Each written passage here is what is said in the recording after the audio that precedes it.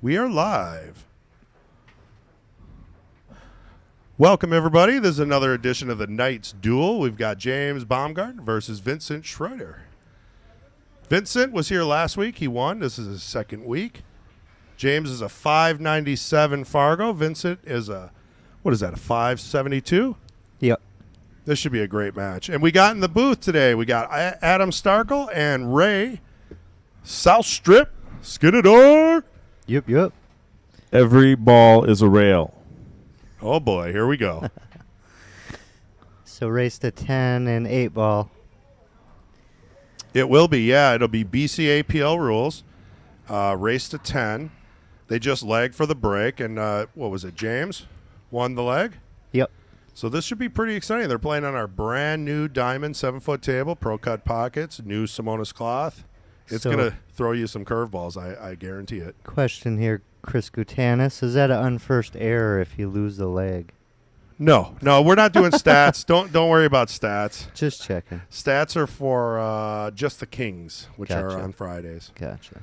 All right, we're getting started quick. All right, you guys have fun. Ladies and gentlemen, boys and girls, women and children of all ages, there's a break. Boom, and it's off the table. Wow, He's coming in hot. He came in with some sauce on that one.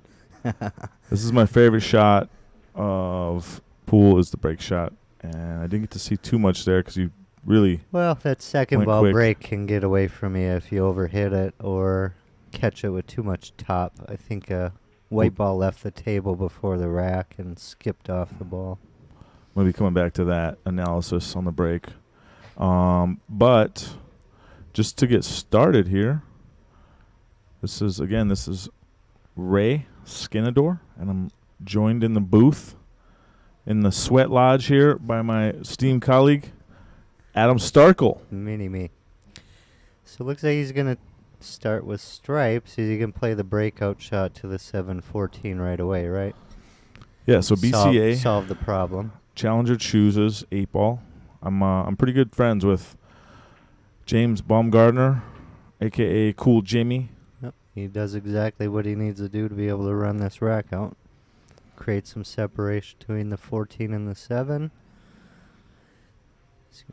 Yep, he's took care of his trouble ball right away. Now, last week was the big ACS tournament, and they were playing scratch on the break. Is ball in hand in the kitchen.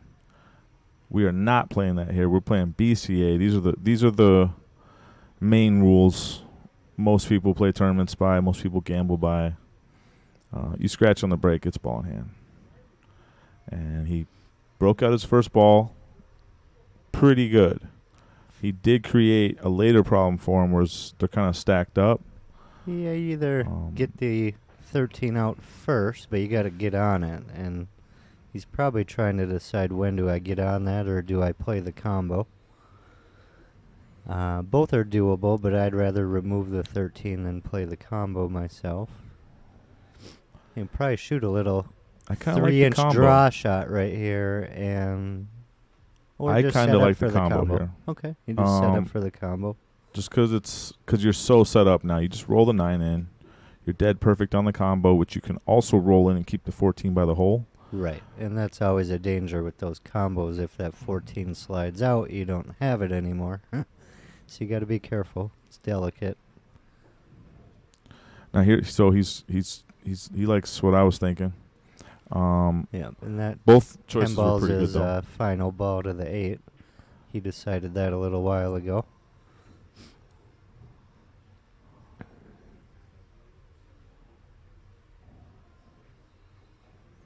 Here we go. This is the shot. Nice and Rolls soft. it in. Holds the 14. Ding, ding, ding. I think we have ourselves a winner in game 1. Just gotta make the last couple easy balls. That's it. What do we got? 39 tournament players in here today? Is that what I heard? Oh yeah, great tournament as always. Sunday is my favorite tournament. This is my favorite weekly tournament in the whole country that I know of, and I know of quite a few. This tournament averages 30 plus players today. 39, I heard. It's 8-ball. On Sunday. Real pool against good players. No ball weight, no game weight. Just slides If you it need over. weight, eat a sandwich. This is the Mad Apple. We're playing pool down here.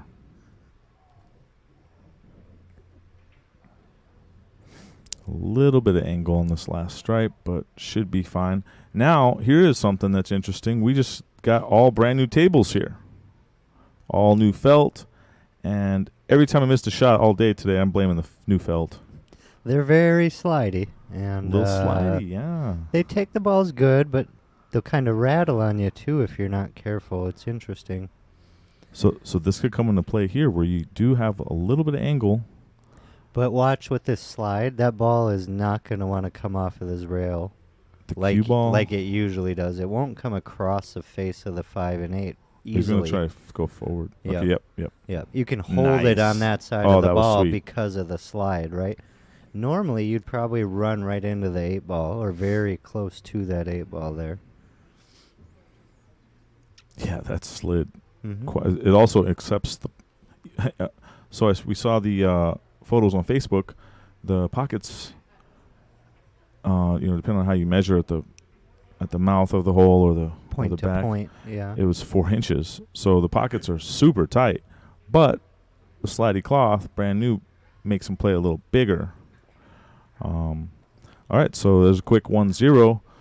While we got a sec here in between the racks, we do have these questionnaires filled out. Maybe we could zip through 2 or 3 of the quick little data points on these players. Let's let our viewers know about the players, Well, so they can come in here and commentate, hit like, subscribe.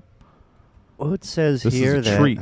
James loves 8 ball, but he was the winner, so it's kind of surprising, actually. The Vincent here says that his favorite game is 9 ball, and he did get to choose the incoming game, and he did not pick 9 ball. He picked 8 ball, which is One sec. I think Vincent is the current champion, so Vincent the is. challenger gets to choose. I thought I heard James was the one that won last week.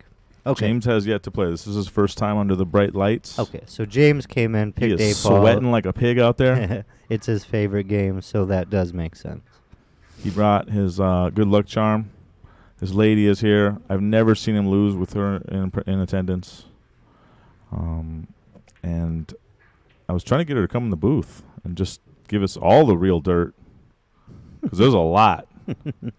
Yeah, I was talking to her. This is Chris. Got her to share the stream, and it reminded me, if anybody who's watching can grab the link from YouTube and share it to your public profile on Facebook or any of your favorite groups, it really helps it grow. Any revenue, any super chats, anything that comes in, all benefits the juniors program here at the Mad Apple, Appleton, Wisconsin. I'll leave it there.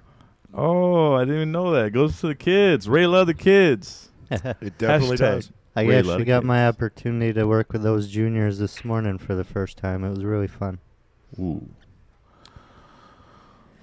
Okay, so Looks like a he tried the dry- side break. dry break. and he went from the opposite side, the right side. Looks like he had a lot of right spin on there. You could see the cue ball still spinning after. And he really did not get much low and did not hit the second ball very square because it rattled the corner pocket and almost scratched. Got kind of lucky to not scratch there. I'm going to keep an eye on that break, though. Looks like he's going to play solids, and he might even try to leave the 5 there or start with it, but sure is a nice blocking ball to keep in front of the 11.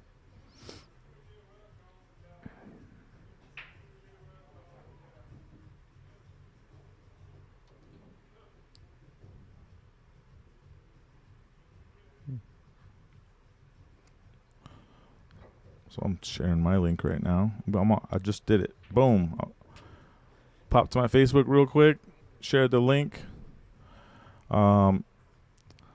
Jimmy is my boy, and I don't know how much work he actually puts into it, but I do know every time he puts something on Facebook, he's one of those guys, he gets like 150 likes, like super quick. Oh, yeah. Yeah, no, but I get like 5. Yeah, most of the stuff I share, I look at it 2 days later, and it has like 0 or 1. And then sometimes people tell me they watch it. I'm like, why don't you hit a like on there? Because it helps with the algorithm. I'm not sharing stuff for no reason. It's stuff I think is good to be out there. It just doesn't sound right for what are you, a 7 something Fargo and the People's Champ? Where's your following base, buddy? Hey, hold on. Let me mute Chris real quick. It's funny you bring that up because he there is decent amount of people out there who refer to me as the People's Champ. I love it. God, I love it. And when that happens, I actually play harder. I show up earlier. I eat my Wheaties. I come here, and I don't just play for me. It's bigger than that. I'm a math guy. I like numbers. But when people start throwing around People's Champ, do it for the people, literally 1 + 1 can be greater than 2. And I put everything I got out there, and it just adds up to more than it should. So thank you for that. I'm in the tournament here today. I'm in the Final Four. Spiritual practice to have mentally, the mental game. I appreciate that. There's a little tidbit. If you play for something other than yourself, maybe there's a little more to be had in pool. Oh, absolutely. I'll never forget coming out of the pandemic. Everybody was in their house for a couple months here in Wisconsin. In Nevada, it was a couple years. That's why I live here now. But coming out of the pandemic, first pool tournament, we were all like kind of blinking and walking in here wide-eyed, looking at each other, and we're all just like, man, I want to see somebody. I want to see greatness. I'm hoping that somebody shows up here and just dominates this thing, including me, because I didn't practice much that couple of months. I should have. There's no reason I didn't. Nobody had nothing to do. And we all looked around and we all just drove balls into the rail and dogged it. And it was fine. It's a tournament. It's what happens. But I'll never forget that feeling. That feeling was there of like, man, somebody must have used this time wisely and practiced and hit some balls. And they're going to just dominate all of us right now. And nobody did. Nobody really did at that tournament anyways. Interesting. Well, I do feel like a lot of people did get better over that COVID period personally. A lot of people didn't work, and they put in some more time on tables over here at least. Not sure about that Vegas area. Maybe they worked through it all. But nope, there was no work. Vegas had no work. We led the whole country in unemployment. So he's for gonna 2 years. Stop shot this and play the 13 next, I would imagine. Maybe he'll roll forward a few inches and try the 11, but ooh, them tight pockets. Tried to jam it. There is our first evidence of these 4-inch pockets. Yeah. Dude, this is a perfect kind of shot that you don't want to do when you're a little worried of the tight pockets, which you shouldn't be worried yet. This is game one. You want to, fly around a little bit, test your stroke. That's what you call forcing the table. He forced that ball to try to make something larger happen than needed to occur, and the table said, nope, I don't like that.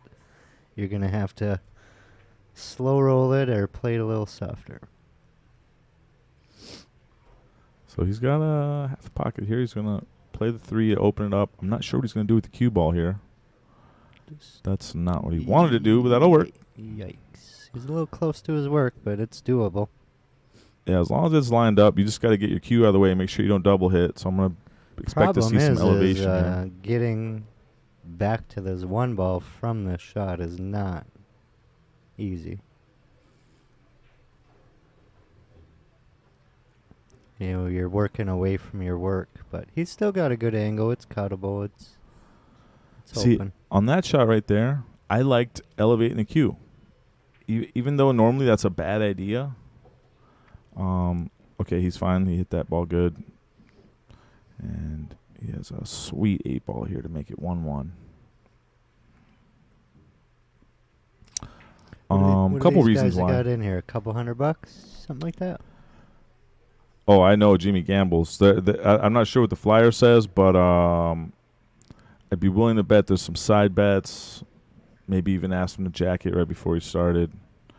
There's that's what I do too. I'm a big proponent of gambling, especially illegal gambling, untaxed. Do you do it just to put pressure on your opponent, or you do it because you like the results you receive? Or both, actually. Because that comes out of my mouth. I would say neither, actually. Neither. I do it.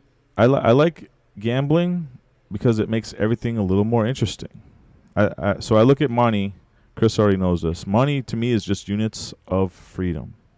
And so if you put a couple units of freedom on the line, where maybe you're going to have to work an extra day next week, or maybe you worked last week for free. Jimmy's changing his break to the head ball here. Head ball smash. Looks pretty dry, but The white ball's on the table, though. I think that was his biggest thing, is he came out with a juicy side break and decided to protect the white ball a little bit. But yeah, I work in casinos. I've been in the customer service industry for a long time, and I've seen I ask people all the time at my work when it comes to just talking about gambling.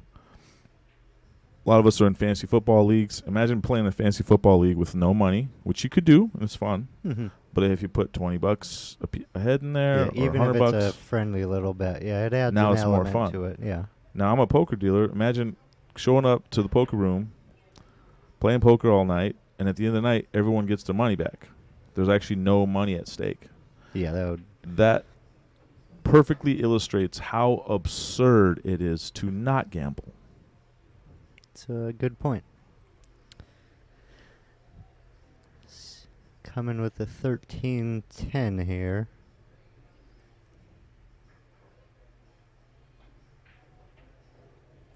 Oh, he steered that puppy in. Did you see that? Hey, yeah, there's a lot of There was inside spin on that shot. That was a new dance move he was doing right after.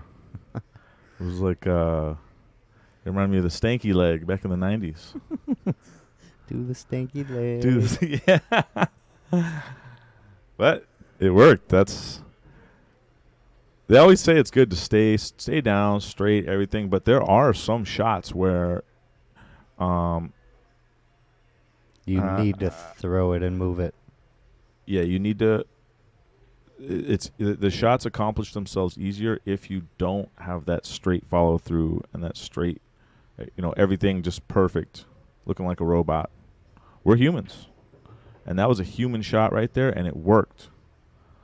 And you just don't want to do that a lot. You got to do it. You got to do it. But we'll keep an eye on that. He just missed his angle, I think, to try to break. He doesn't have to break the 14. He could play a little soft draw pinch here and get on the 14. But I think he did want to try to get a break angle. To me, the 14 looks like it goes. Yeah. Just slide over 14. Oh, no. Yeah, but he wanted to played break it into out. there. Yeah, whether it went or didn't go, I don't think he liked the small window into it, at least, And now it's a little bit wider of a window. You could land in more places of the table and still pocket the 14. Well, now it doesn't go. But now I do not think it still does go. I could be wrong, because it's awfully difficult to tell. I was looking at the bird's eye. It looks Yeah. tough. But for me, at least on the monitor, it seems like it goes in well. Chat room, I see you. Wes Borchert. Let's go, CMFG. Come on. What does that stand for? CMFG. JJ Mode says, Wes Borchert, can I get a C Oh, boy. and a J? What does MF mean? Monday Night Football. I think that's part of that. MNF, yeah. Fargone, the pocket size did not change. That was fake news. Yes, they Dun, are. dun, dun. It is true. They are 4 1/4, but they're tight, and they're playing a little tighter. Well, they're all new tables is what Yeah, the real news is, yeah, right? the whole So- table and the felt. Yeah, everything in here is brand new. Yeah, What do you get? 12 of them, I think? 10 or 12? I've only played on 2 of the tables, and they definitely seem like they're not the tables that we've been playing on. The tables that were here were already pretty sweet. Okay, I mean, even if you got brand new tables in here, I barely would know because the equipment here was already top notch. So you trying to bank this in the lower right-hand corner? No, cut. Okay. Back Ooh. cut. Believe he. Okay. I saw a little one-pocket shot there. I think that might have been a little bit easier, but tried to thin that ball and just couldn't quite graze it thin enough. JJ Mode says 400 in the middle. 400 cash. 400 units of freedom. Free at last. Free at last. Thank God Almighty. The winner of this match is going to be 400 units closer to 400 free units of at freedom. last.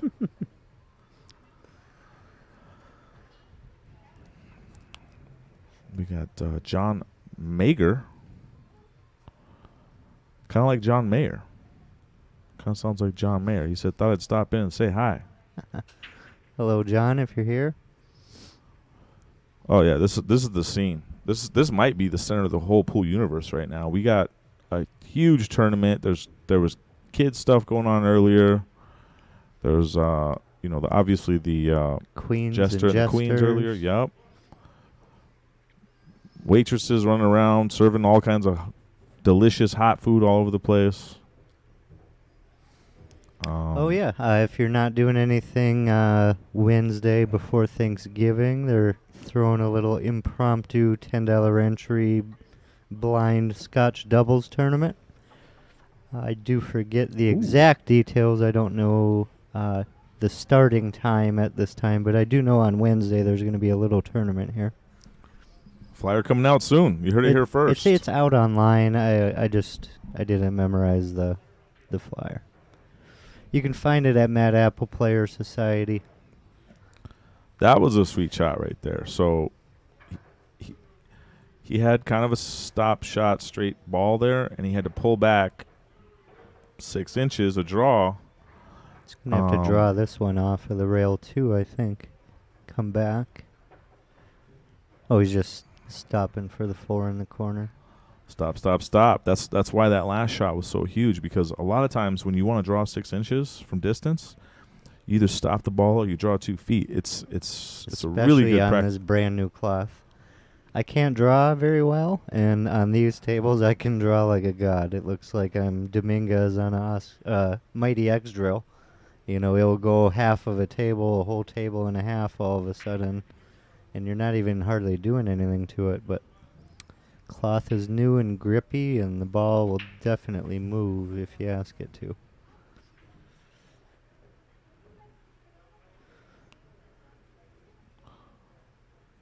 There's a little too much there, but again, the cloth is quicker.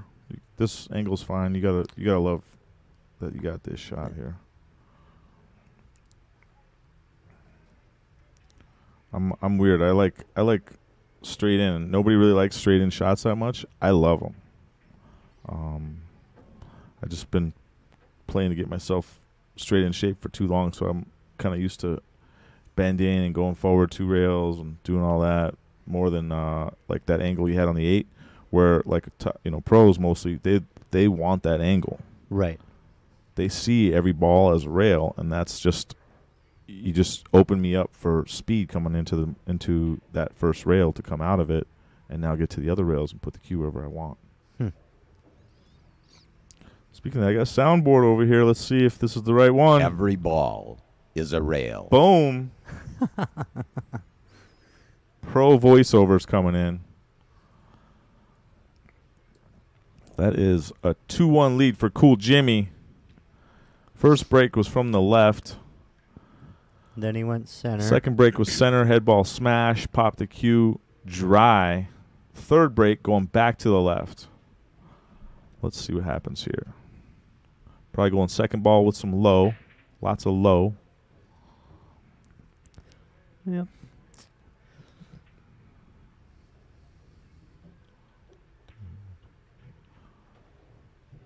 quick when I'm trying to find out if a ball went in. I go in threes. I go 1, 2, 3, 1, 2, 3, 1, 2, 3, 1, 2, 3.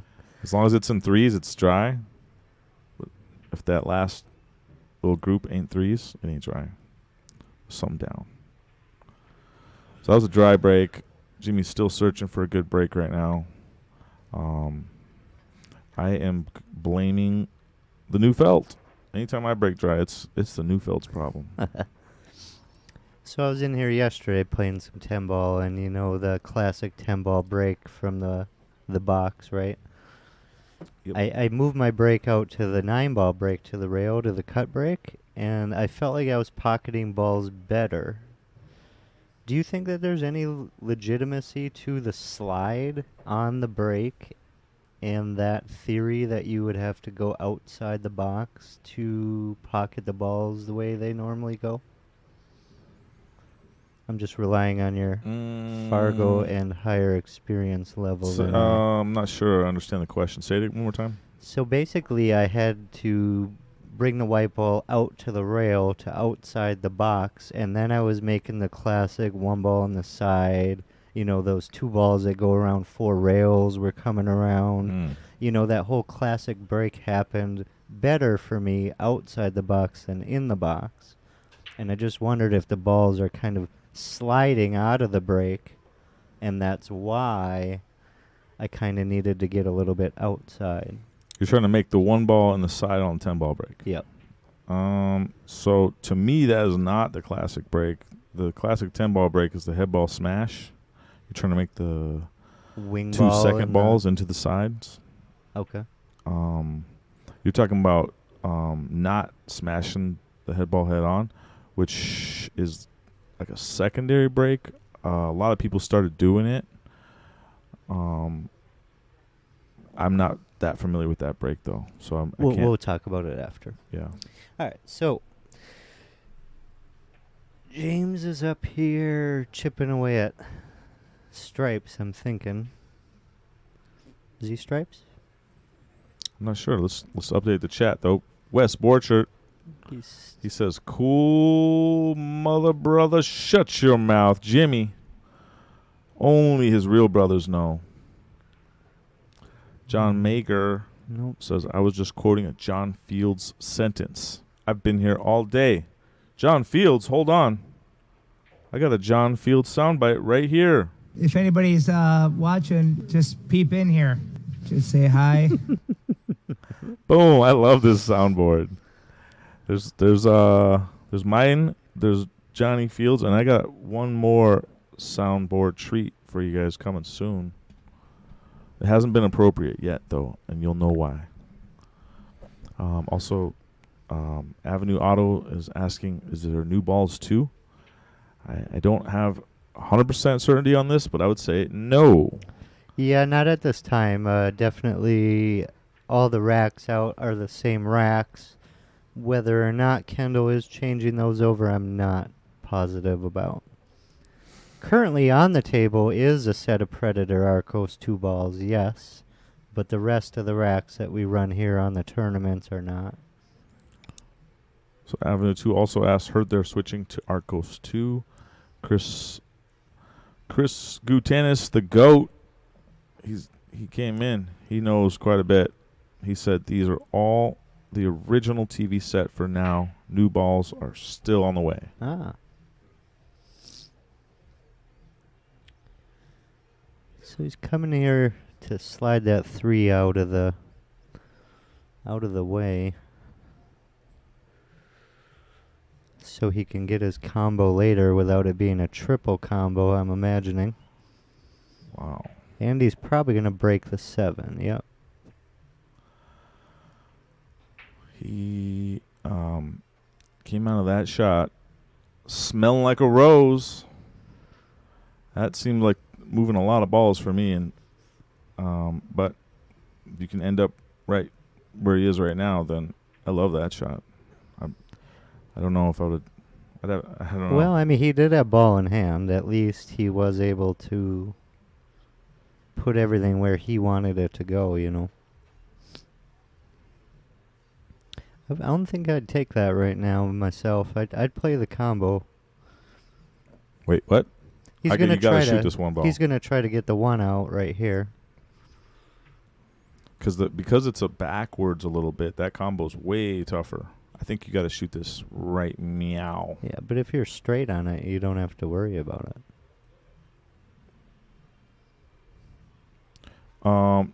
So the problem with the combo isn't the make. The problem with the combo is where the 2 goes afterwards, because the 2 is going to go right in between those 2 stripes. Mm-hmm. So now your 2 doesn't have much of a hole.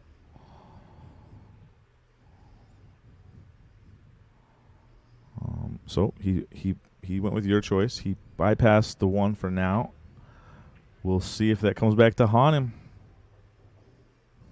What happened there? Hold on. Okay, I know what happened there. That's a foul. So this is a real common thing that we all do. He hit the 11 ball with his cue after he struck his shot. The 11 ball, here's the replay. The 11 ball then rolls into traffic, which another ball then hit the 11 ball, the 2, I believe. And that, anytime 2 balls move inadvertently, that is absolutely a foul. Mm-hmm. Anywhere you play, all games, all rules. The recontact into the fouled ball is what makes... Well, it wasn't a foul until the white ball or that other object ball ran into the 11, and then that's when it becomes the foul. There's no Otherwise, replay. he could have just had option to put that ball back into position if the ensuing shooter decided so. Yeah, depending on the rules. So they're playing BCA, which if you just move 1 ball with your cue by accident, then the opposing player has a choice to move it back or leave it. But anytime 2 balls move, that is a massive violation. I think he's going You to do pocket the 5 with the 14 and hide this white ball right up on the back of the 8. Called safe. Whoa. Jimmy's playing the Well, the 11 got locked up, so he kind of looked at that then and said, well, do I want to go in and do a whole bunch of work and start moving stuff around? He obviously decided, no, I'm going to let him hopefully reopen that back up for me so I can take control here. See, that's a great move, obviously. But I know Jimmy too well, and he wants to fire. He wants to run out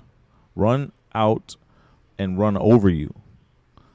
But that move right there is more of a patient man, more of a thinker. And so I'm a little bit surprised by. I love chess. I'm a little bit surprised by just the strategy there, but again, obviously a good move. I learned from an old shooter, and he told me every single week at league, make a move. Don't make a ball, don't make a shot, make a move. And there was a big difference in that. Big part of this pool game that we play is keeping control of your opponent and what they're able to do while they're at the table. And sometimes that means doing different things because that's what makes sense. So what do you do right there? That was a move back. Explain for the viewers here what he just did. Well, I don't know if I love the move. I mean, he basically decided I'm not going to rip the 11 out, and he gave him ball in hand back. I would have still tried to make contact. But he did remove the 14 from the corner, so the 8 goes in both holes. But in my opinion right now, that only favors James more than that favors him. Yep, true. Because James is at the table now with the one with the 8 ball opened up, and he's not at the table with the ball opened up. You know what I mean? True. I really like that he pushed the stripe to the center rail. So 1, that's just a ball you got to get good shape on. And 2, now it creates, if you have another opportunity to intentionally foul, now if you can freeze up any ball to that ball center rail, it's far from breakouts, it's unlikely to line up, and they're near a rail. So it's that was it seemed like a nothing shot, like a throwaway shot, but I liked it. And this is what you want. When you sit back down, you give up ball in hand. He's going to go ahead and run some balls. He's not going to break out his ball, and he's leaving this center ball stripe that I just He's breaking that 11 out right now. What was the weight? You know what I mean? Like, why not 1 or 2 shots ago. He almost did it with his ball in hand. Why not? Why would you not do it with ball in hand? Well, we didn't really have time to talk about it. I probably would have, especially because he was already planning on doing it anyway. So I do agree that he probably should have done it on his first shot with the ball in hand. But he had enough balls on the table to get to a shape with that 10 ball that it really wasn't an issue. But I'm a really big proponent of removing your problem as soon as you get to the table to get yourself to that out position. For sure. That's 8-ball. That's the game. We're at the Mad Apple. We're playing 8-ball.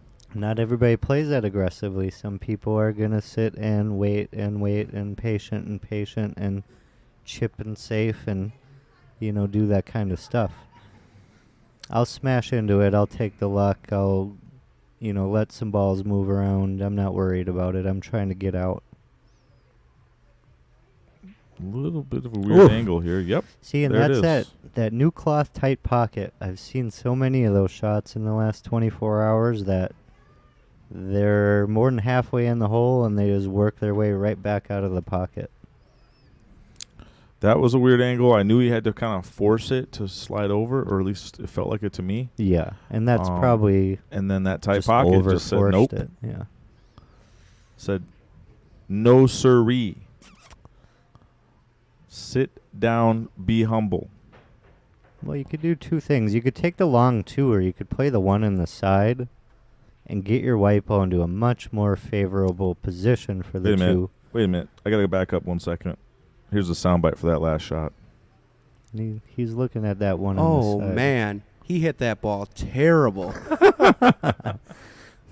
Taylor Collar. Taylor Tot. He hates that, but you can't give yourself a nickname. So he's kind of back and forth between the 2. He's picking the 2 ball to start.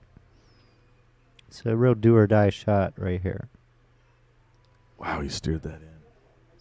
He's steering. But they're going in. Yeah, I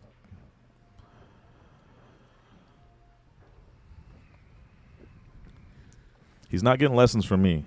I'm like, come on, man. You got to stay straight on that shot because there's no need for any English or backhand English or. Now here's another one, but again they're going in. So until they stop going in, stick with what you're doing. Do what you got to do. Right. I was in here this morning, like I said, working with these juniors, and when they're all small, they're trouble, being tall enough even for the table, and got a little bit of a sidearm thing going on and trying to work on getting their elbow up underneath them straighter. But one of these kids, he's just making everything kind of standing sideways with a little sidearm. And at one point I'm just like, maybe you just let the kid go. Just let him. He's making everything. He knows what he's doing. It's not necessarily textbook. It's more of like a Bustamante thing. You're not going to teach anybody to do it like that. But if it works for you, kind of struggled with that. I was like, well, maybe I shouldn't change too much of what this kid's doing. He's onto something.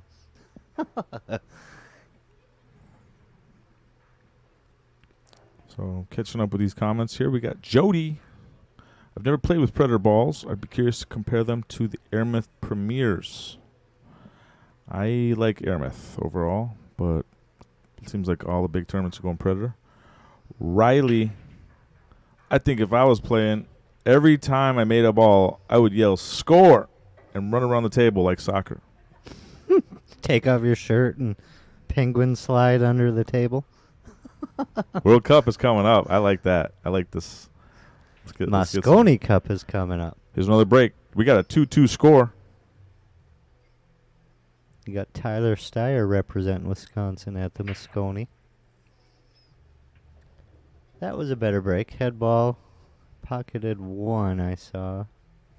Put another one in the jaws. He broke from the side-ish and hit the head ball smash pop back break. So far we've seen the first 2 breaks by both shooters have been wildly different. Yeah, they're adjusting. They're trying to find it.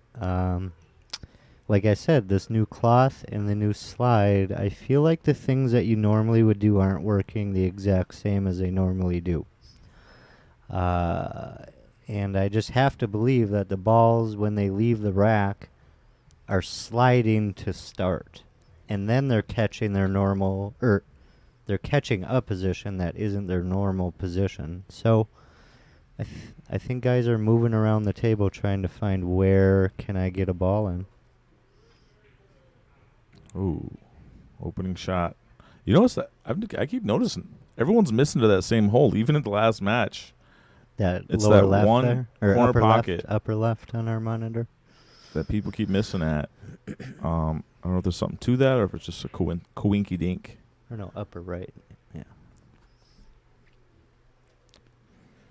JJ mode, as long as we don't have to look at the Airmeth Black set. Is the purple ball the 4 or the 5? I don't know exactly what set he's talking about, but I know there was a set where inside where the number is, kind of like your eyeball, you know how you have the eye white and then you have the color of your eyes? Well, inside the number of the balls, it was black. Yeah, it's like a black predator face, isn't it? Their little like lion mouth logo thing. And I'm totally with JJ on that. I don't want nothing to do with those balls. Get them out of here. It's like the NFL, just all these alternate jerseys and pink. Yeah. Breast Cancer Awareness Month. Everything's for revenue nowadays. They're trying to sell an extra jersey. They're trying to sell an extra set of cue ball, object balls. And I still have yet to see, maybe I'm not sure, how many NFL players, active NFL players, have had breast cancer. Oh, jeez. Yeah, no idea. I think it's 0. Yeah. Pretty sure it's 0. Yeah, maybe their wives. It's not really a maybe their common moms, male issue. maybe half the world, but I'm watching the NFL, so I don't know why the whole month is hot pink. Every month for years. They're starting to settle down with that, but I'm a numbers guy. It didn't make much sense to me. That's one of the. I'm gonna stay out of this one. Oh, right? okay. We're just gonna I'm trying to stay. get you in. Yeah. Get you in the sauce. We got a lot of viewers. I don't know who's watching, and there's definitely money to be made off of other people, and it's not always right. But I want you to have your money, Adam. There's also a lot of good causes that the NFL is a part of, and even though there's a lot of money and power and negativity, there's a lot of good that is done every year. So I'll just leave it at that. You want to be politically correct? Just say PC. Yeah, I'm running for president in the next term, so. So we got Bill Sorensen. Even though he only moved one ball, when it contacted the 2 ball, that made it a path foul. True. Yeah. There's also the path foul, which was going to come and play anyways there, but the actual 2 ball contacted the 11 ball, so that made it a 2 ball foul. And, yeah, there's the path foul. And he's right. I mean, it landed in the path. But there is a way that could have not hit, and you still go through the path, and then it's still a path foul. So true. I like to keep it simple, though. But that was more detail. Yeah. More so detail he's just kind of chipping something away here. He's hypothetical. Come at the 7. The 3's lined up in the side. The 8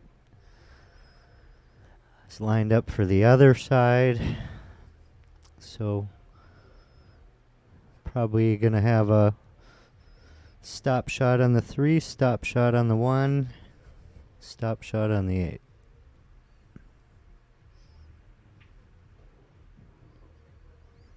Stop. Picked a good pattern. Everybody likes stop shots. Yeah, once you get that first ball or two, they're pretty sweet, and you can line up a couple stop shots. The work is done. Yeah. The hard part is that first part, getting to the stop shot on the 3, which leads to a virtual stop shot on the 1. There's a little angle there. Yeah, I kind of knew he might have to pull it back an inch or 2, but I'm a lazy announcer, so I just. All right. There we go. 3-2, James. Moving right along. Race to 10, playing 8-ball BCA down here at the Mad Apple, Appleton, Wisconsin. We got 39 tournament players in here playing 8-ball as well. These guys are running out. There hasn't been a safety rack yet. And I'm kind of wondering if we're even going to see a safety battle at all. So far, there hasn't been much. James shot that one safety, I guess. Well, we got a sec here. Was there anything else on the questionnaire sheets we could jump over? I know Jimmy plays with a Jacoby. Yes, with Jimmy's the got a Wheat State Jacoby, he's shaft. got a Wheat State, and then he's got a couple of Predators for break and jump. He's got a BK Rush with the Sport Wrap for his break cue, and the Predator Air. Let's see. Vincent here is playing with a Bama cue and a LaPro hard tip. He's got a Earl Strickland Q-Tech break cue. And he says he likes jump cues, but I'm not sure if he has one or not. What was it? What was his shaft again? Q-Tech, 13 millimeter with a LaPro hard. I'm playing. I just switched to my Q-Tech 11.8. That's what Shane's playing Yep. with, Shane Yep. Van Boning, and I said if it's good enough for him, I'll try it out. I've been playing it for about 4 weeks. I like it, but the 13 that is a full tip. I think I heard Earl Strickland's playing with something like a 15 millimeter shaft at the Moscone Cup. It might even be 16. I'm not sure, but that's what I heard. Pool is a beautiful game played by ugly people. I just saw a thread on Arizona pool players, Revo versus Synergy, how many of those debates, right, have we seen over the last couple of years? But Wow, same pocket, just saying no. a lot of people commented that the Q-Tech has a lot more of a wood feel to it. I'm wondering if it's a little bit more of like a hybrid shaft, like a wood/carbon. Is that what's going on in that Q-Tech? I don't know. I bought the shaft a while ago just because Shane had it. I wanted to buy one. I got too much pool stuff. I know. I know the Mucci Carbon Pro plays real nice too. Not many people talk about that one. I don't even think Sky uses it because he doesn't like it. Still plays with wood, I believe. But I played with it once and I liked it a lot. Personally, I have a Revo, but these P-Shower Rogues hit real nice as well. So what's your favorite? I don't know if I have a favorite. The one that I own currently is a Predator. If you had to shoot it's one very, shot. It's very tingy, and kind of empty feeling compared to the Peach Hour. That's like, there's like no reverberation or sound. It's just dead solid all the way through. And actually, Jacoby just dropped a new Jacoby Black, and it's a lot more solid than the original version as well. So that might be a new popular change people are going to make. Man, that same pocket is just refusing. Maybe all they made that entries. one 3 inches, and the rest are all 4 1/4. So if you have to break and run, I'll give you a month to practice. You have to break and run to save the universe against aliens. Which shaft are you picking? I'm picking the Revo 12.4. I'm going to take Connie's cue. I don't know And if she's what does she listening, got? but she's got the P-Shower Rogue. I think it's 11.8.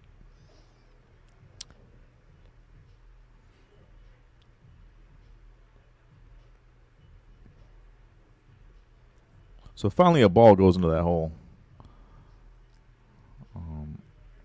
I knew right when Cool Jimmy broke, he went to the right side this time and he got a little bit too much low on it, so the cue ball came came back high off of one rail, Mm-hmm. and it left a big clump. And I knew this was not going to be a quick game.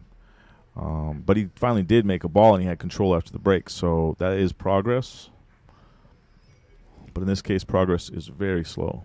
The problem with this rack for Vincent here is you got to get to the short side of the 7, and you got to kind of get on it with a really tight angle too, because there's only one way to split that 5 out from there as well. So you're talking about landing on one very small part of the table to be able to play the rack out.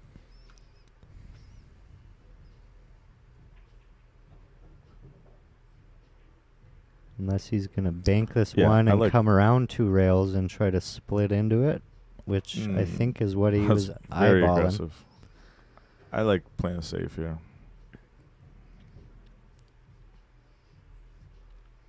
There's not a lot of good safes. See, I but might kind of stop shot this or draw it back a few inches and maybe even use my 4 to advance up table to the short side of the 7.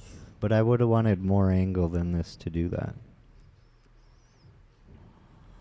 Well, because you chose to shoot that 3 ball, that was your easiest ball.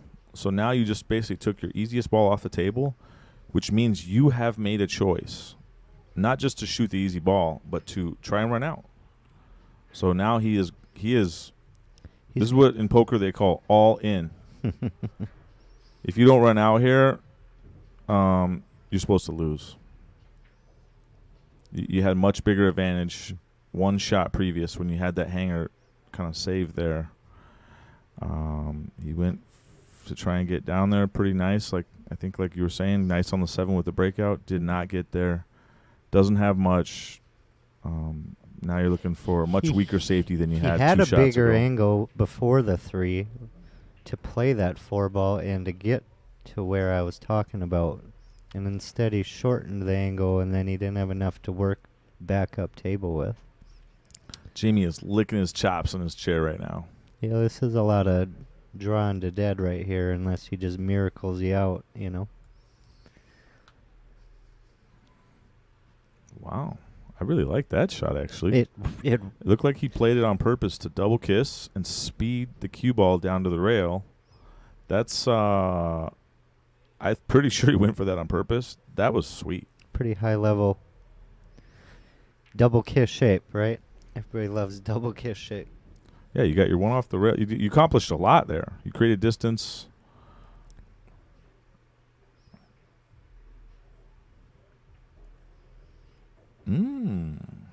Pocket said okay. At that speed, I'll let you in. He's got the same problem sitting with that, I think, 14 ball. He's going to try to pop this off the rail and cure it, but you've got to be careful you don't overwork the ball. He kind of powered right through his breakout. Yeah, I tried to smack into it a little bit. Instead, he just thinned the 7, which The problem with ruined this it new more. cloth in the slide, the ball doesn't advance as high or as far as you think it's going to. It's sliding too much instead of taking English. All right, let's go to the future. What's the shot right here? Oh, I mean, you got to lay up. I'm grazing the right side of that 15, and I'm putting the white ball basically in the corner, very close to the corner, underneath the 10 ball. Even if he can see the 7, there's no anything I'm going to be really giving away at that time. So I just kind of graze it. Oh, he did exactly what you said. Yeah, and if you could have got right under the 10, right, you're right into a snooker and making him kick. Mark Bell's in the chat. What up, Mark? Maya, come on, cool Jimmy. James, cool Jimmy Baumgartner. Right now he's up 3-2. Mark Bell, hashtag not my king. Don't even know what he's talking about. He's kind of losing it these days. JJ Mode, back to the side break. Messy rack. Chris, the 15K and 12.5 is awesome. I sold mine sadly. And Jody says 314-3. That's Jody to save the universe. Has to play one rack. Jody shooting with the 314-3. I cannot argue with that. I missed what happened there. He played a safe and must have gave up ball in hand on it, huh?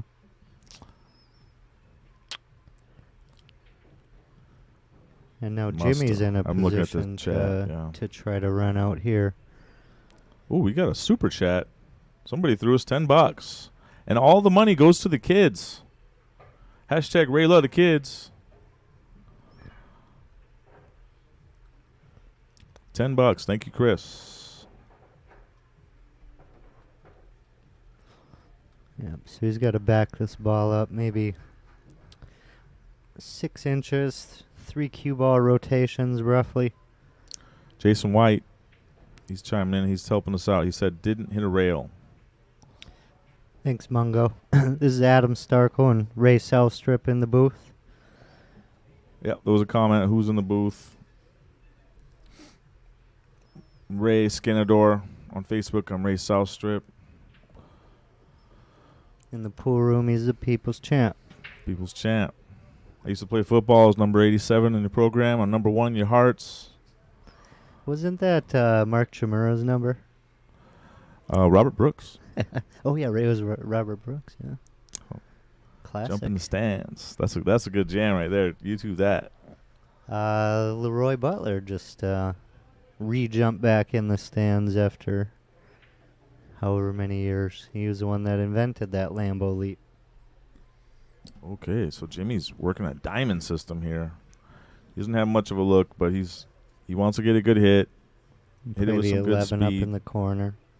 Yeah, speed and separation would be very nice here if you could somehow get that white ball up table. First things first, don't give up ball in hand. That's a nightmare. Yeah, ooh, I'm not sure. We might need a replay on that. That was a little close. I'm just not quite sure if it was good or not. He did create distance. It was very close to not being good. Here comes the replay. Right on cue. Chris Gutanis on the 1s and 2s. Yeah, the I would 5 say came that was backwards. definitely good because Yeah, the 5 because the came angle of the 5 backwards, came yeah. back would be uncuttable from the way it happened. Yep, so. I agree. Just didn't have time to evaluate it all on the initial shot. And he got all he could get out of that. So he left it long. He left his 11 very dangerous ball where you can't just play easy safes. You have to run out. Well, So you he could left him slow alone roll straight this here. 5 right now. You don't have to make it. You want to make it. Body English. Yeah, he's just popping them in there. But I'm a one pocket guy. I just shoot different. I probably would have just slow rolled that. You got a brand new table. It's brand new. It's level as level gets. All you got to do is hit a nice straight cue.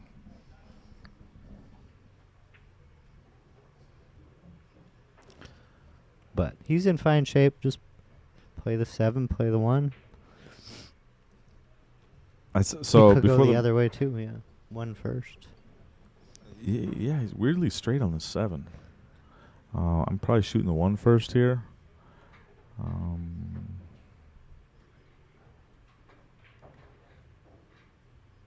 Unless Oh, you boy. want to just Wow. muscle this cue ball and say, you do what I tell you to do. And that's exactly what he did. Got dang near perfect. Stop a shot on the 1, 8 in the side, and we're looking at a 3-3 match.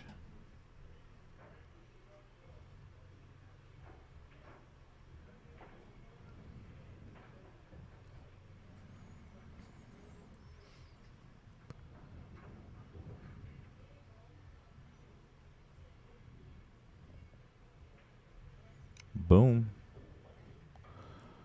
Well, it was just opening gun hunting season on Saturday, and James says he stopped at a bar with his dad after deer hunting and shot a game of pool with him, and that's how he got hooked into pool when he was a kid. So, ironic timing to that statement that deer hunting just started yesterday, and He says that's how he got started into pool. Wes Borcher in the chat says, cool mother flower, Jimmy. Jason White, sounds good. Can't wait to get down and check out the new tables. You do got to get down here. I was excited last night. I was at work, working late at the casino, and I'm like, yep, I'm usually about 75% to get out of bed and come down here. But this morning, even though I was tired, I was about 98% to just not hit snooze for the fourth time. Vincent says alarm goes through. if he couldn't be into pool, he probably would be into professional hot dog eating. Ooh, Major League Eating. I've seen one of those live. They're great. Joey Chestnut, he's a true American hero. American treasure. Every 4th of July, he shows you a championship level, all-time world class. He shows it to you every single 4th of July. Goes and gets that yellow mustard belt. I look forward to it every year. Another break. Wow. So he chose to break from the left side this time with the head ball smash. Every single one of his breaks has been different too. So neither one of these guys like what's happening with their breaks.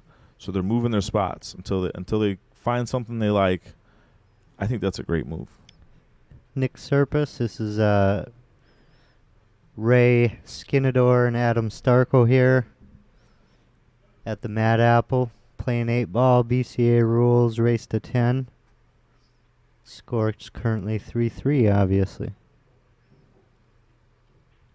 3-3. Nick Serpus and the rest of the chat, do me a favor, hit like, hit subscribe, but also in the comments, let me know you got one game to play to save the universe. We put you up to beat an alien at this game. What shaft are you running that rack out with? So Fedor Gorst, you're playing Fedor. No, we're putting Fedor on the bench. He's sitting down and watching you run out. I'm calling Fedor the alien. We're playing. Oh, he's an alien? Okay, he's not human. He's barely human. He's darn close to not human. They sent him down here to learn some one-pocket moves. And they're like, okay. There's been an alien among you, and it's this guy. And I said, okay, well, we're going to the Mad Apple Extreme chat, and we're putting up our guy. And that's our guy. The broomstick. What shaft you shooting with? Chris is shooting the broomstick. And he's out.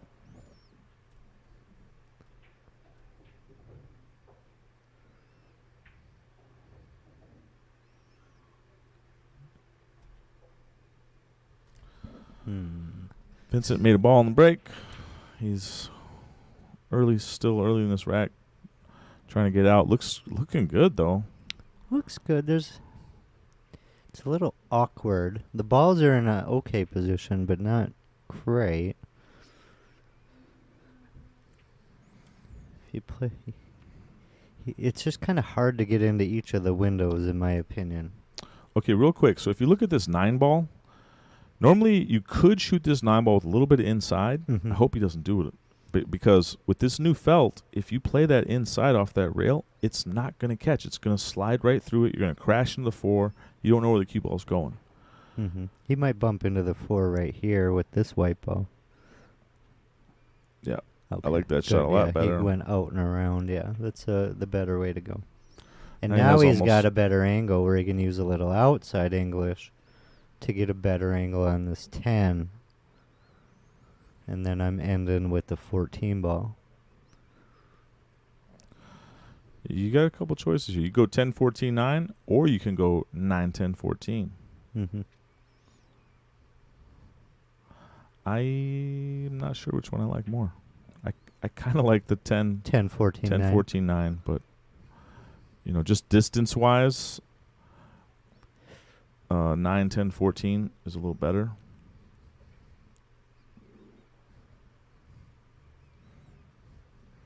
Ooh, I like that he got up, though, because you don't want to really second-guess yourself down there. Just get up. reset, and let's run out.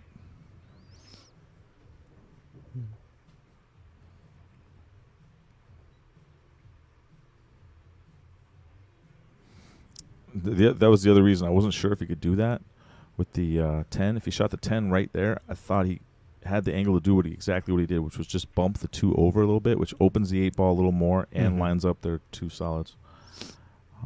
I like this. I like this run out. He's going to hit this with a lot of forward, though. Yep, Gotta some be high careful. inside.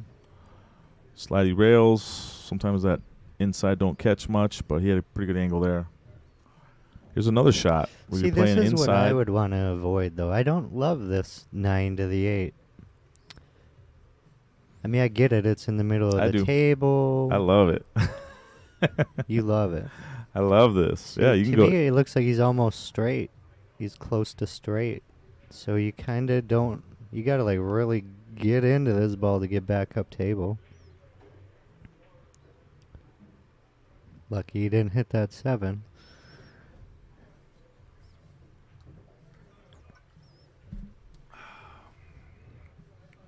Kind of a spot shot, kind of by the rail. This is definitely missable. Some pressure here. And that's why I would have worked the other way, just because I like to shoot shorter shots. So I would have just tried to shorten my path to the 8, if you will.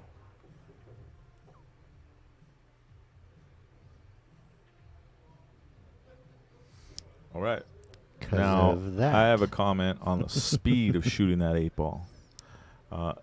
This is feel pretty strongly about this. Don't shoot the 8 ball that speed. You shot that as if you were scared of the shot, as if you wanted as a secondary he to decelerated the stroke, huh?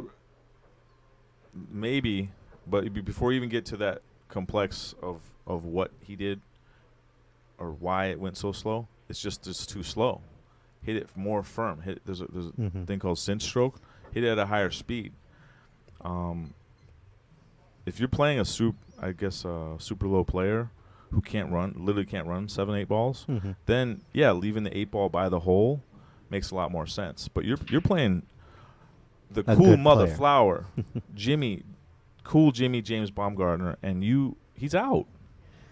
Well, that's You gotta kind make that ball. That's kind of all why I was arguing for the proponent of not leaving the 9 to the 8, because I foresaw a long shot on the 8 from the rail that could potentially come out uncomfortable, because it's not a very comfortable shot to have. Now, I can't argue with Ray's Fargo, and if Ray were at the table executing the same things, probably a little bit different of a story, right? It's always easy to commentate from the booth than to actually have to play the shot.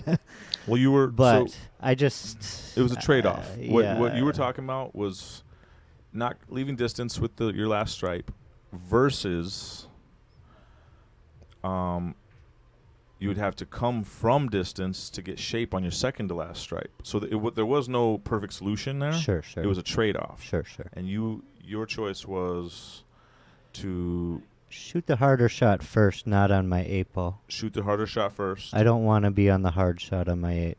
That's a pressure shot, right? You're on your 8 ball, you're on your black ball, you're on your last ball, and you know if I miss this, I lose. On your second shot in, you're not guaranteed at that point to have that outcome. So that's just the way I see it. It makes sense. You're making it make a lot of sense. That's that'd be an interesting point to go back and ask some 800 Fargos. Right, Look at this layout. How do you like Which it one and you why? going first? Right. 10 ball or 9 ball? Right, and you might get different opinions, and that's a beautiful game of pool, though. Is you can skin the cat in a lot of ways and get to the same places. I guess the most important thing is just staying true to yourself and knowing what it is you like.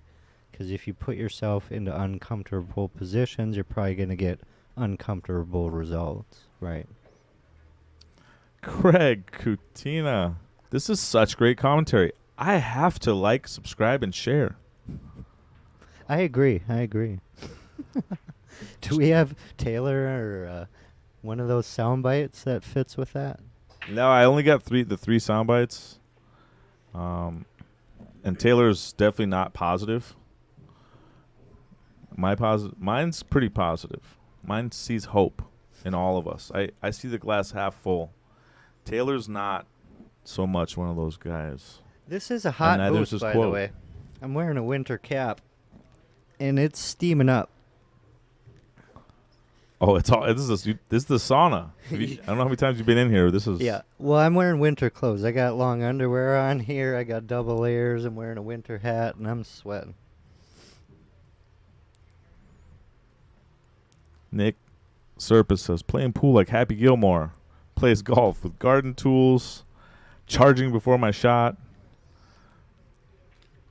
Jody's watching football and pool at the same time. I think Minnesota might lose this game. Oh gosh, they're only down something like 39-3. I guess that's good for Green Bay. Chicago lost earlier today too, so a couple of division losses for the Packers.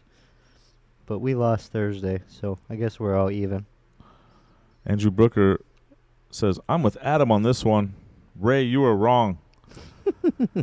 Chris, anytime I can disagree with Ray, that's always a good thing. I agree with Adam as well. They all liked your run out better than mine. Hey, all this means is I have a 700 Fargo brain and a 500 Fargo arm.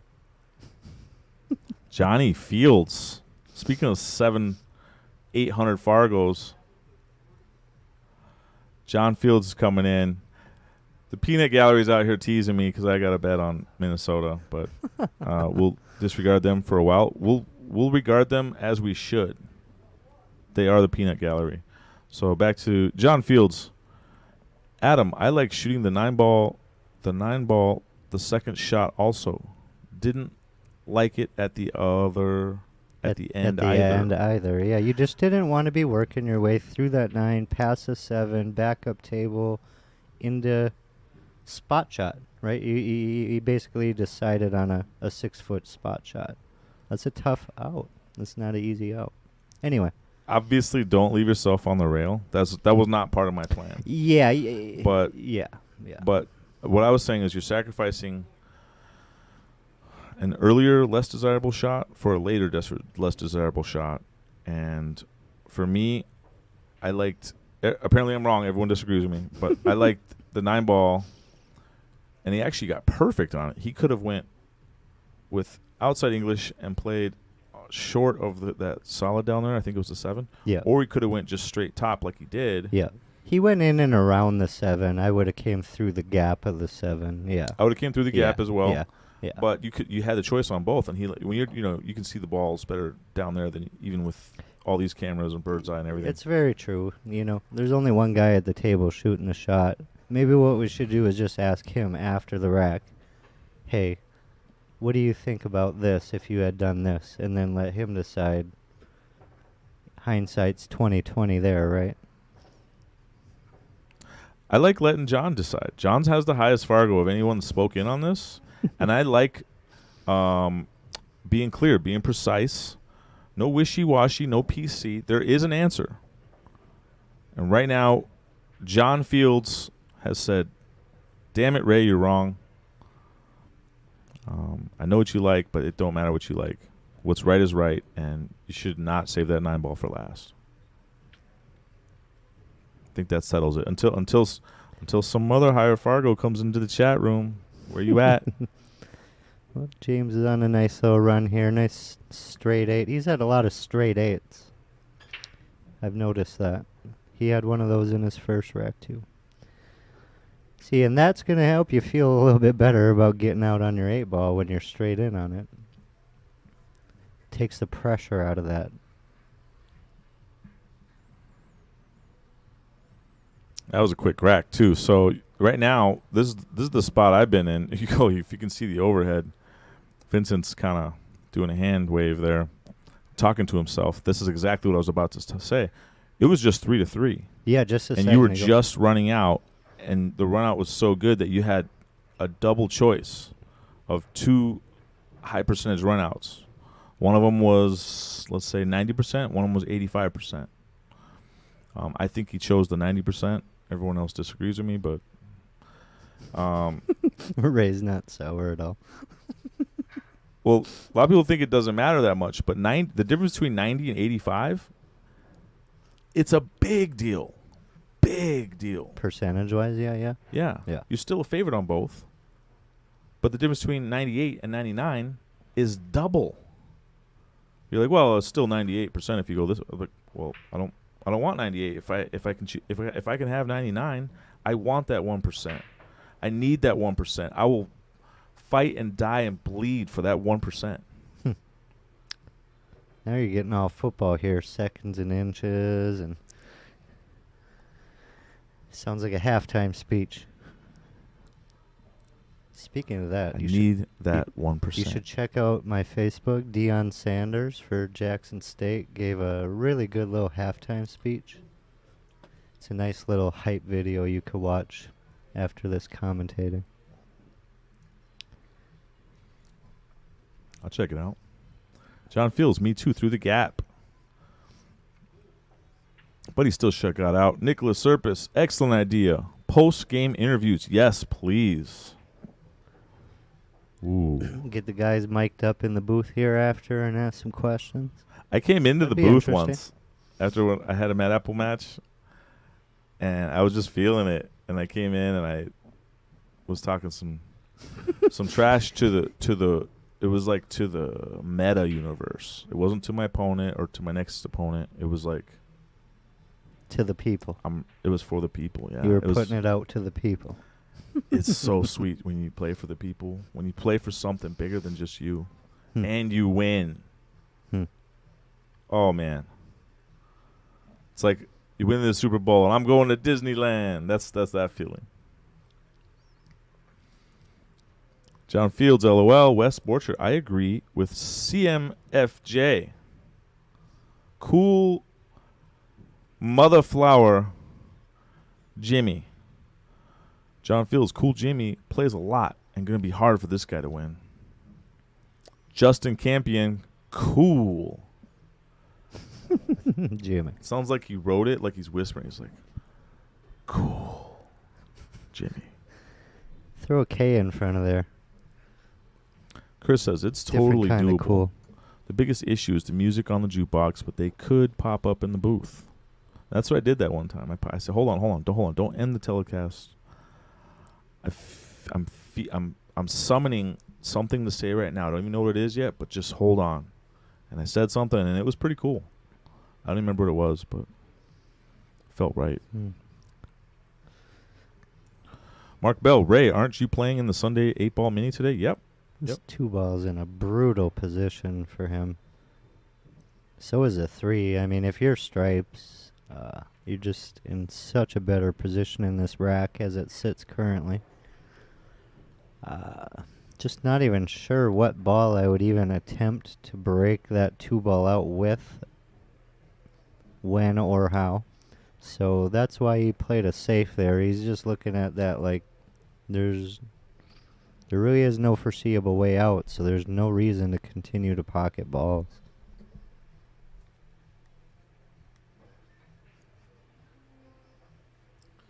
That's a good little catchphrase I remember when I was learning. Somebody said, "Don't make one ball, an 8-ball in the game of 8-ball. Don't make one ball till you can make them all." It's a good philosophy. So yeah, Problem is Jimmy has 2 different ways to get his 15 out of there, where there's just no solids over by that 2 ball. There's nothing to use. And he's already got great shape right off of the first ball to do everything that he knows he wants and needs to do to get out of the rack. So Vincent might be in a little bit of trouble here. Might be looking at 6-3 soon. Nick has a shout out for me. He says I'm the people's champ. Thank you, Nick. I do it for you, brother. I cursed him. A commentator cursed him. Didn't really break it out as well as he had hoped.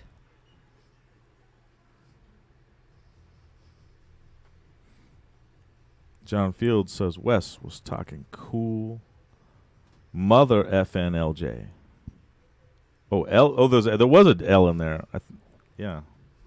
Mark Bell, LJ is the true people's choice. That's interesting. Wasn't that like on Nickelodeon or? Like- People's Choice Awards. Yeah, Yeah, wasn't that- there's a thing. Yeah, I don't know what it is though. It's like Nobody for has kids. cable anymore. I think it's for kids. It was for kids. Yeah, Yeah. it was. Yeah, yeah. Again, Mark Bell is losing it big time. I don't know what's going on with that guy. He's just trying to let you know that. I wouldn't try to make much sense of that, of what he says. We're gonna if you see him out there and help him. If he's crossing the street, just give him a hand. Mark Bell, get it together, man. All right. Well, Jimmy's going to use this 11 to try to break out the 15 again, I think. If you play that 11 in the side, you hypothetically should be able to run into the 15 or the 2. Whoa, you're talking from distance here. Yeah, it's a tough ask. I'm not saying it's going to be easy, but With Neufeld, if you're trying to get out of this rack, that's the way I'm attacking it right now from the position that I'm in right now. Obviously, this isn't where I would want to be, but that's where we are. So, I mean, what else are you going to do? Do you see a safety anywhere? if you put Not the 11 in a the corner, ton. you could send the cue ball over there towards it. You could play bank the 12. And this is Whoa, I like that shot. everything With that the he needed to be speed. able to try at least to get out of the rack.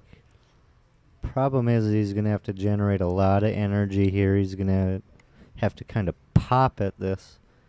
Yeah, you don't want to And cheat this it pocket. might not clear again is the problem. It might end up on the 4 or stuck or...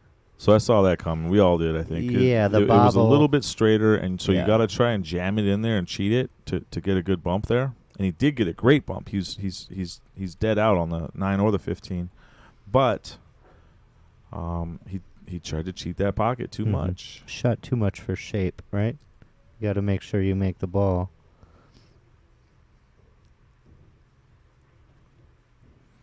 I mean, that Opened the 4-2 door. looks pretty darn lined up.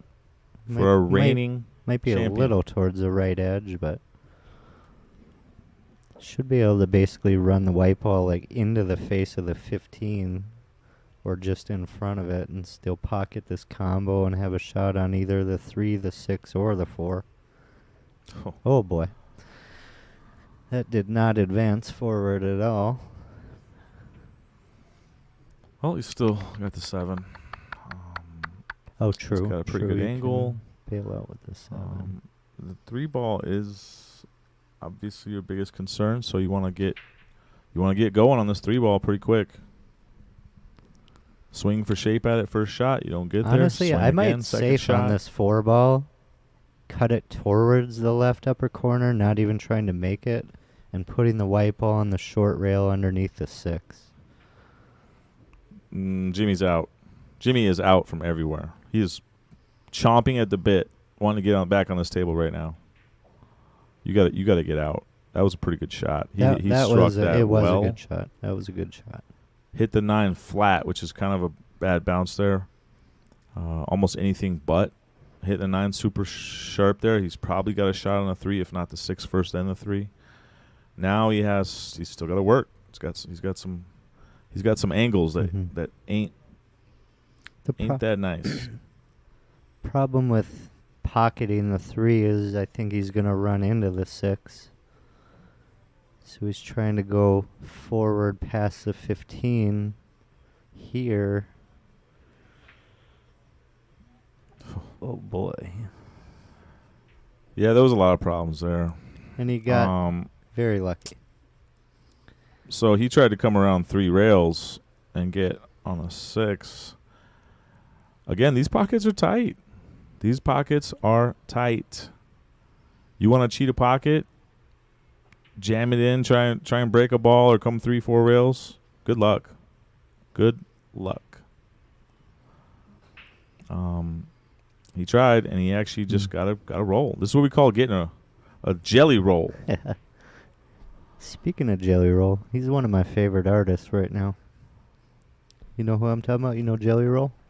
I don't. Oh, there's a like Tennessee country rap artist named Jelly Roll.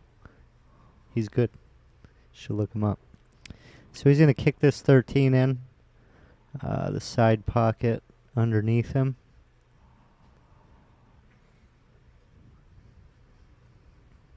Puts a cue ball up table. It's pretty much safe unless that... No, that 4 does go by the 9, doesn't it? Yep. Okay, now remember that 8 ball earlier I said don't roll it in? Guess what you're going to want to do on this 4 ball? You roll it in. Yep. And there's Definitely. lots of reasons why. It sets you up shape for your 6 or maybe your 3. The white It ball blocks the hole. should hit the and- face of the 13 here, I would think, if you slow roll it.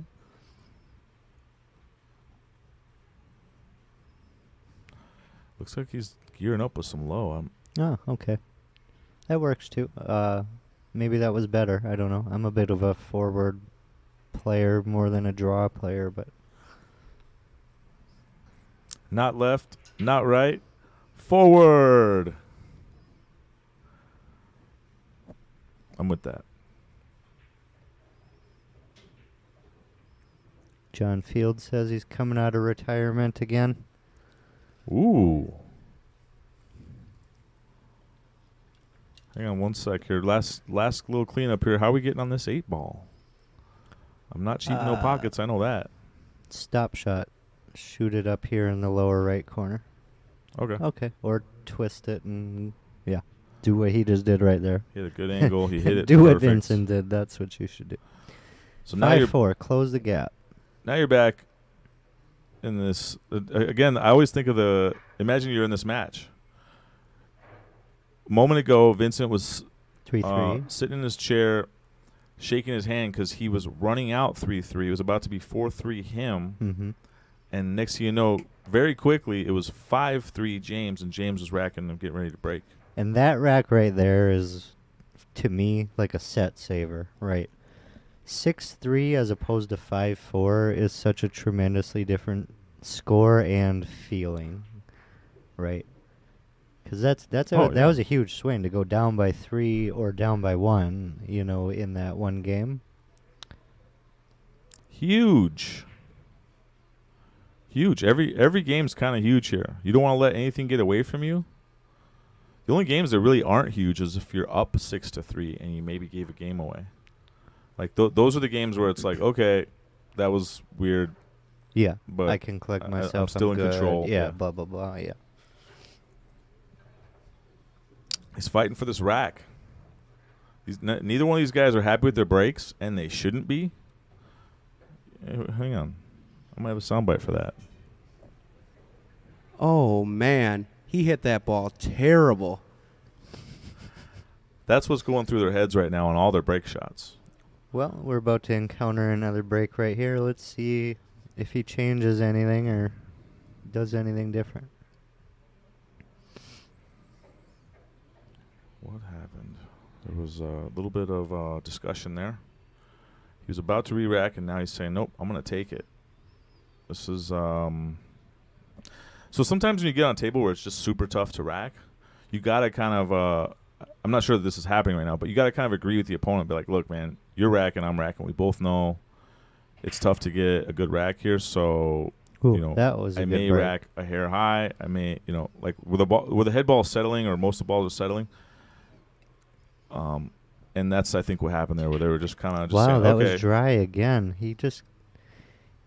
He's had multiple times where those balls are in the corners, but they're just not in.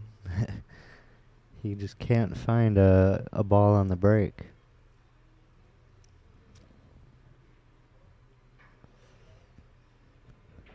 I'm starting with this 2-ball all day here. John Fields, my eyes are getting bad. This guy's name is Vincent. Anyone know where he's from? I've never seen him play before. Vincent Schroeder. Vincent's from Madison. Won a 550 and under at the ballroom a couple of months back. favorite players, Earl the Pearl Strickland, representing USA in the Moscone Cup. Woot woot.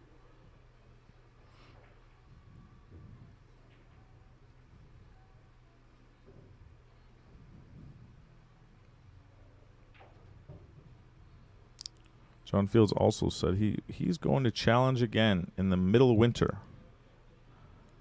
He's like a White Walker. He's waiting in the winter white shadows, saying I will come back from my throne, not now, but winter is coming. How about you, Ray? You're working on Fridays. You're ineligible for Kings matches at this time, or what? Oh man, I would love to play. I would love to play again in the Kings match. I've had some success there. I've had some heartbreaking losses, but I did technically go out on top. They actually moved the whole thing. I'm up soon, so I gotta go in a minute. We're gonna get somebody else in the booth here, but yeah, I would love to play the Kings match. I work. I got a job at the casino about a year ago. And I work weekends, and it's just impossible to get off. So now that it's on Friday, and they're having a lot of success, I had my doubts majorly, and I was vocal about it, that all these people were going to play on Fridays that said they couldn't play Sundays.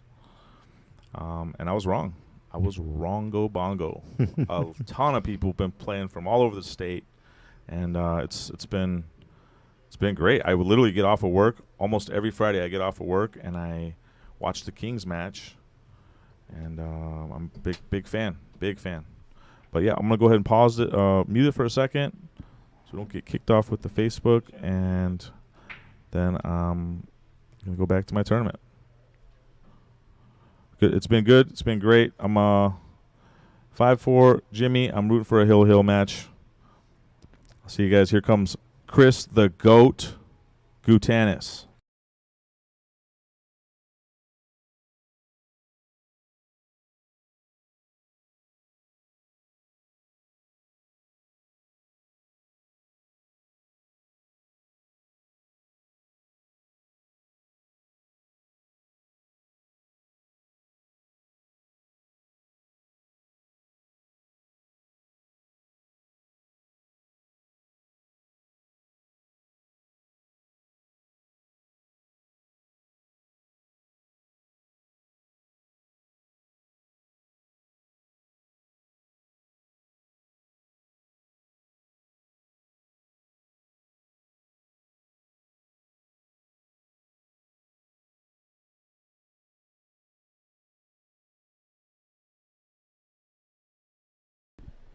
And we're back. Chris G in the house with Adam Starkle. Sparkle. Adam Sparkle. No, do not. Let's not get viral with that one. You did say it first. I did. Yeah. I regret it already. Well, you guys were doing an amazing job. It's fun to talk to Ray. Ray is a good shooter, and anytime I can be in the booth talking about pool, it's a good Sunday. 100%. So we got a pretty close match here. Yeah, it just tightened up. We were just, talking about that. Sitting at 5-4, and got Vincent at the table trying to chip away at James, make it even. Yeah, I walked away to come in, so we got Vincent shooting. What do you think? Chances on running this out with that 8-ball? Oof. Well, right now, yeah, the 6 is a huge issue. He was hoping that he had it right there, but cue ball doesn't appear to go by the 9 to me. Not even sure if you can make that 6 in the upper right-hand corner or not. It's definitely a tricky one. So You don't want to sell out, make a bunch of balls, and open it up, and then hand it over to Jimmy. So yeah. he's taking some extra time here, really thinking through what his options are. Unless he's on stripes. He might be on stripes. And the 9 does go, but it's so straight.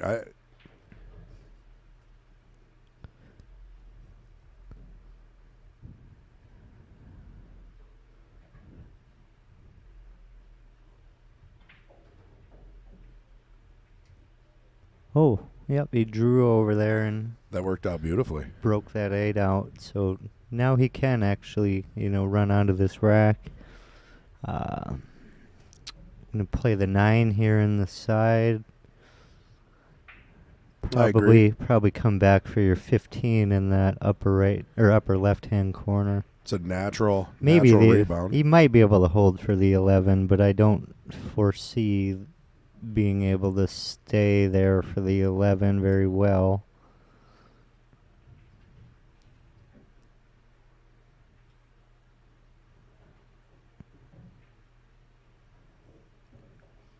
Yep, you were right. Nice Yeah. natural angle on the 15. A little straight. He did get a little straight.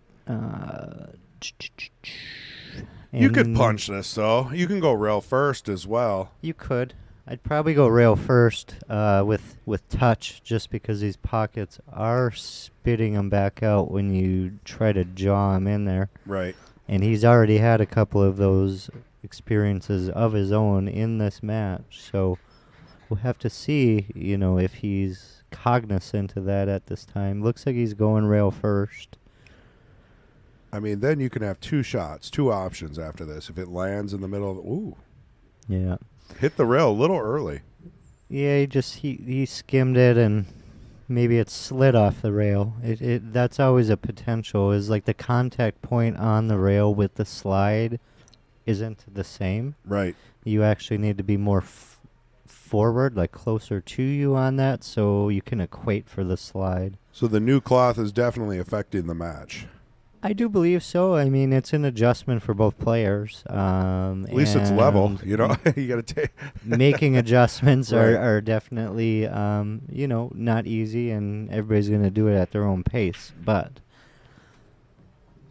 It's crazy that pros have to deal with that. I think the slide got him. I think Right. that ball goes in all day on probably every other table he's played on in the last couple of months. And then you get into this new cloth situation, and it's just not It the just exact bounced same. off instead of sliding. Right. And you can feel like you're doing everything wrong, but you're not doing everything wrong. You are kind of For the table. for the table Right. at the moment. But it's just a hard adjustment sometimes to get into that. I learned real quick going to that Predator Open, never played on a Predator, brand new balls, brand new cloth. Just nothing was translating for me, and I just realized, like, I really need to learn how to adapt to the equipment better, one, and having more equipment to practice on certainly would have been nice to try to make that adjustment, but anyways. Right. No, I get what you're laying down, and everyone in the pool hall is dealing with that right now. We got the weekly going on. I'm seeing balls rattling. People are probably shocked that shots that they're used to going in, they have to adjust, hit a little softer. Mm-hmm. It's definitely an adjustment that needs to be made. And that's where that favors the stronger player, and why I think it's good to have good brand new equipment is it tests you. It puts you in a position that you need to focus on what you're doing and make the necessary adjustments. Just like if you're going from playing on a valley to a diamond or a Gold Crown 4 to, a Legacy. I mean, everything's going to be different. Did you see that safe he played? That was technical. It was a good little safety that he did. He didn't get it as far as he wanted, right? See, look, he wanted the one to come in front. But, man, that was gutsy. I mean, he already had the 5, there to lock him up. Still so a tough it was, shot. Right. So he went like double aggressive with it, right? Which I love, right? Why not? I'm already safe, and I'm going to get even safer, and I'm just going to, like, glue him up. Lock it up, get ball in hand. He just barely missed it, but it's a good idea, very good idea. Yeah, Vincent still doesn't have a clear shot, so mission accomplished. Nick says, Ray, get on the list. You'll have to tell him yourself. I'm sure. I'm actually surprised why he isn't on it. It must be a work schedule thing. Yeah, I think if Nick can go gamble for him at the casino, Ray can play. Yeah, so, there you go. You two strike up a deal, and we'll see if we can get the People's Champ back on the stream.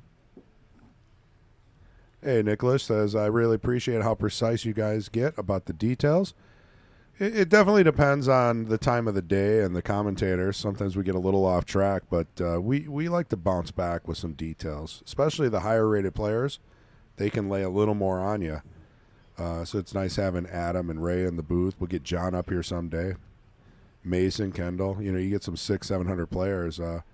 They see the table differently. Whether or not they can communicate it is another story. Yeah. You know, but Nick, I'm just here talking about pool. You know, that's what I like. Wouldn't be a very good commentary if I didn't talk about pool, because that's why we're here. So I like to try to give the viewers an opportunity to potentially learn something as the match ensues. And if somebody picks up even just one thing right. that I have to say, you know, great. You know, if it betters your game, you see it in a different way, challenges your perspective, you know, I think that's good for pool, and it's good for evolvement as a person too. It is, and we're trying something new. You know, we've been doing it for a few years. We've been improving as much as we can, and it's a nice little safety you played there too. A couple of one pocket kind of safeties. you see I him call coming through, them. right? Yeah, I call them one pocket shots. Move the just ball 'cause to a that's, pocket. That's what I do. Yeah. You know, but just ways of moving the ball. You know, not every player is gonna see shots like that. Are you saying every ball doesn't have a rail? I don't even know what that means, honestly. When you guys say every ball is a rail, I'm just Every nodding. ball is a rail. I just nod and smile. Okay, Yeah. yeah, sounds good That's to me. what we all do to Ray. Don't I don't. worry. I don't even know what that means. None of us do. Every rail is a ball. Okay, Yeah. Ray. Yeah.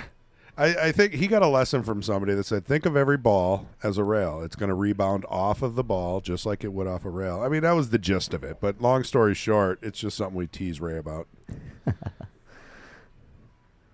So, Yeah, they're just going back and forth on the safety thing. So John says Sundays would be tough for people because if they live far away. And that's why we moved the King of the Hill to Friday.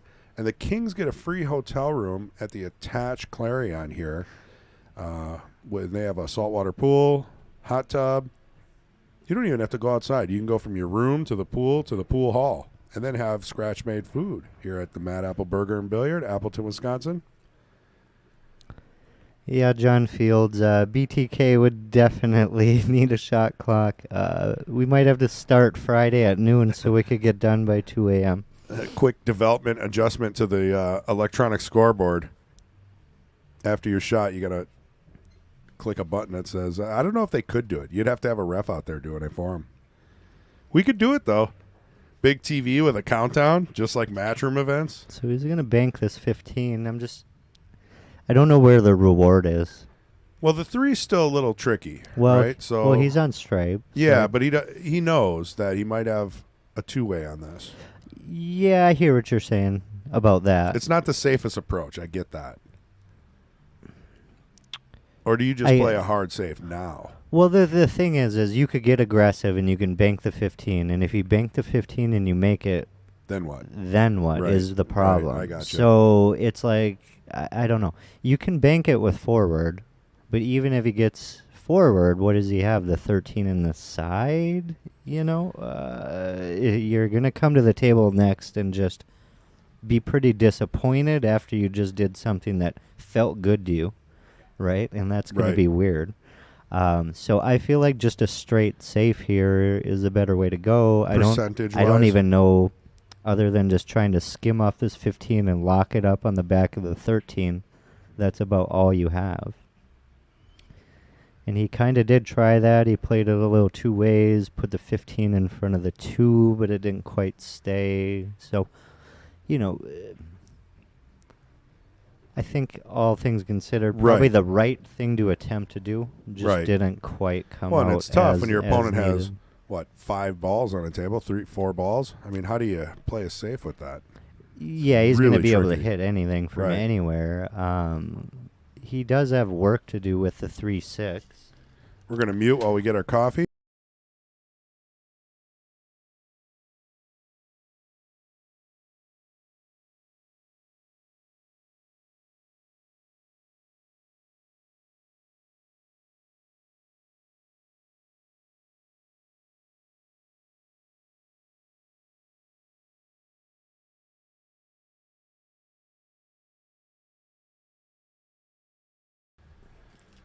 Well, he chose to shoot the 5, not the 2, which was the gimme off the rail. Maybe not as much room as we thought. I think Great shot, though. I mean, that was a lot of distance. That's a tester. So what he's looking at is, hey, I can make the 1, I can make the 2. What do I do with the 3? What do I do with the 6? Well, he's in a weird spot. He's definitely in a weird spot. I think I'm going to graze the 6 and try to put the white ball behind the 8, or maybe even use the 1 to go up behind the 3 and the 6. Yeah, that grazing the 6 and hiding it behind the 8. If you over or under hit that, It's you touchy. sold out. Yeah, but at least you sold out.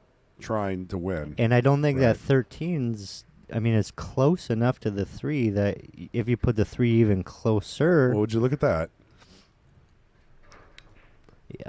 Covered that one well. But I think I would have tapped the 6 into the 3 and tried to close the gap of the 3 and the Right. 13, so the 13 doesn't go anymore, even if I sell out the 15, right?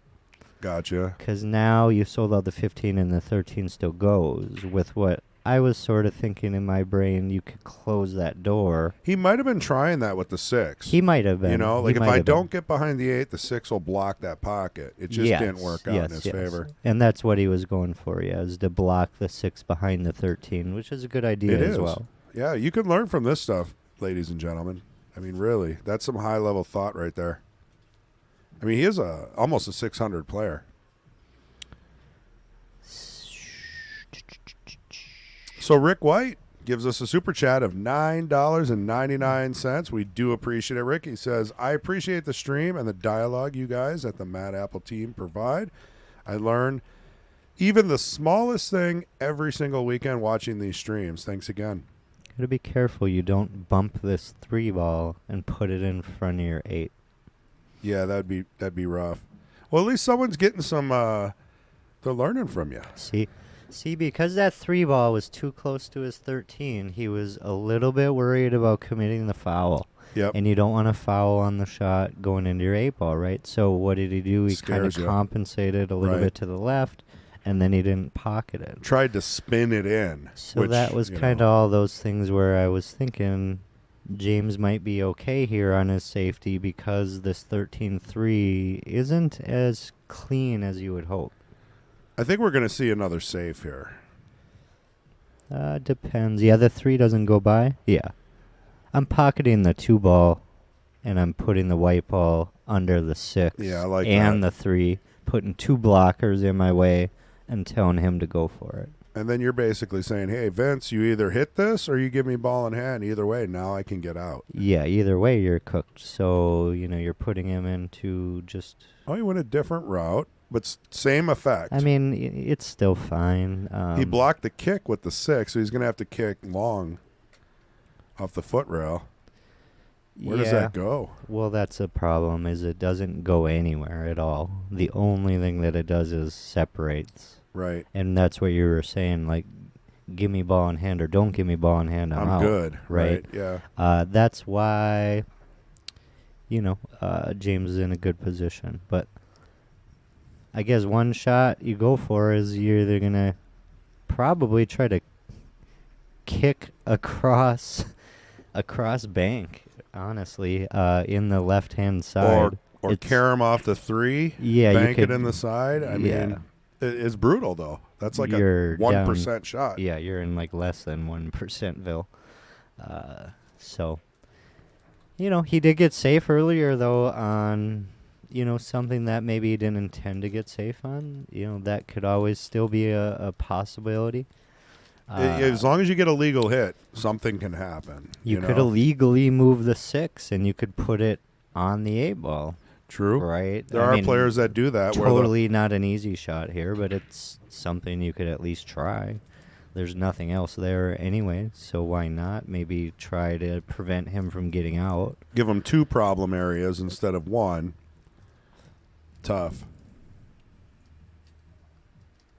Yeah, that's a great option, actually. I've seen a lot of players do that, where they'll give you ball in hand, but they'll just tie a ball up. Right. And I mean- now you got to work on it. So they're raising the percentage that they'll get back to the table. But the percentage of locking the 6 on the 8 to the percentage of just getting a legal hit on the 13 is... Yeah. Or the 6 to the 1 or any of those, really. What are the chances you don't leave a perfect combo? So he is going to try to put that 6 on the 8 ball. Just wants to block sit, it. Sit. He hit a good shot. Yeah. That was a very good little try. So, at least he gave up ball in hand, which was pretty much going to occur almost no matter what. And Right. even without ball in hand, separating the 313 was just really not a good idea. And now James is looking at it like he's just going to stay with the safety game because Vincent can't do anything at this Does the point. 3 go on the side, though? It's really tight. If it doesn't go on the side, then you have to play another save. When I say side, the right side. Yeah. With ball in hand. I know what you're saying. I don't think it goes, or I think he would have walked over there and just put it in the hole. He's That's what I would think. looking at it right now. So he's just going to play another safety of some sort, or he's going to pocket and start to run this table out, but I don't know what his plan is yet. He might just be settling for a bank on the 3. If he's going full aggressive, he's going to try to break this out. But now you're taking your soldiers off the field, so all Vincent has to do is knock your ball in the hole and force you to hit that 3. I think I would have played safe right away instead of running those 2 balls he just hit in. That's just me. So now if I'm Vince, I'm shooting the 6 in. If the 3 truly does not go anywhere, what's it going to hurt? You knock the 6 in, give him ball in hand, he can't make it. Yeah, he could bank or bank with a safe. But that's that's the option you got to give him. See, now he's going to try to split out, and I don't know what kind of safety he's going to hope to have. I guess just put this 3 ball up on the short rail and keep the cue ball where the 13 is. Oh.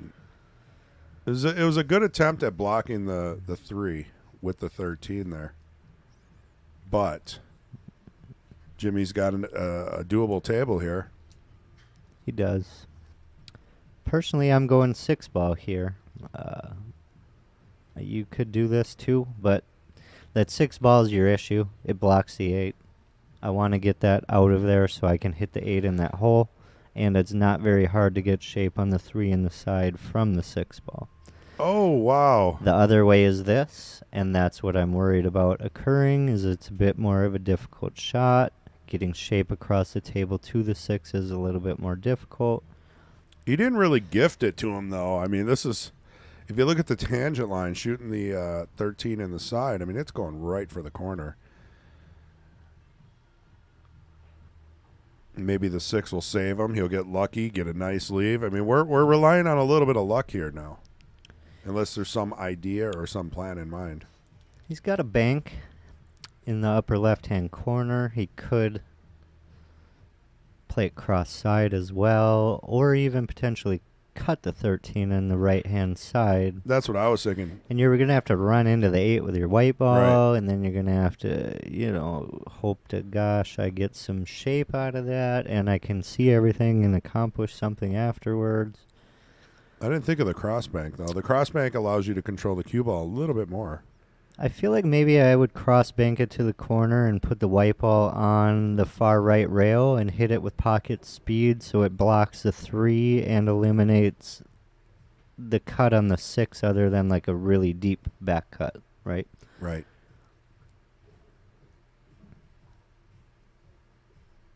But he's going for the side. And did not get through that. Could have been a safe. I think he miscued, and it did kind of land a little bit safe, but the 3 goes in the side pretty easily. I think there was an attempt there. I don't know. I didn't see him, look at the chalk or feel like that was a planned attempt. I could hear the hit, though. He Sounded a little, He mishit it, even though we're in the booth here. Right. There was a sound. Heard the sound all the way through.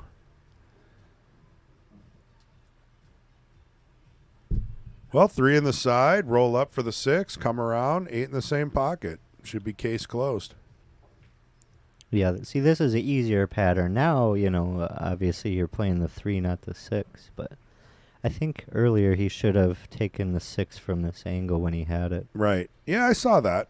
I was thinking about that too. Maybe he was just feeling it. But you got to make them. What do we got going on up here on the chat? It's just Rick White gave us $10. Oh yeah, you had already given Rick a shout out. And he says he learns something every time, so that's awesome. I mean, really. And then he was talking about an earlier hit, that Vincent shot where he hit it really hard, where we were doing the split. Rick felt he possibly hit that too hard, So you're not going to get the throw. It's a shot from a long time ago. Oh, gotcha. So hard to bring it back. But I did want to take a second and talk about, we've got a 9-ball race to 25, 2,000 in the middle, 2-person tournament. That's Saturday, November 26th at 1 p.m. That will be streamed.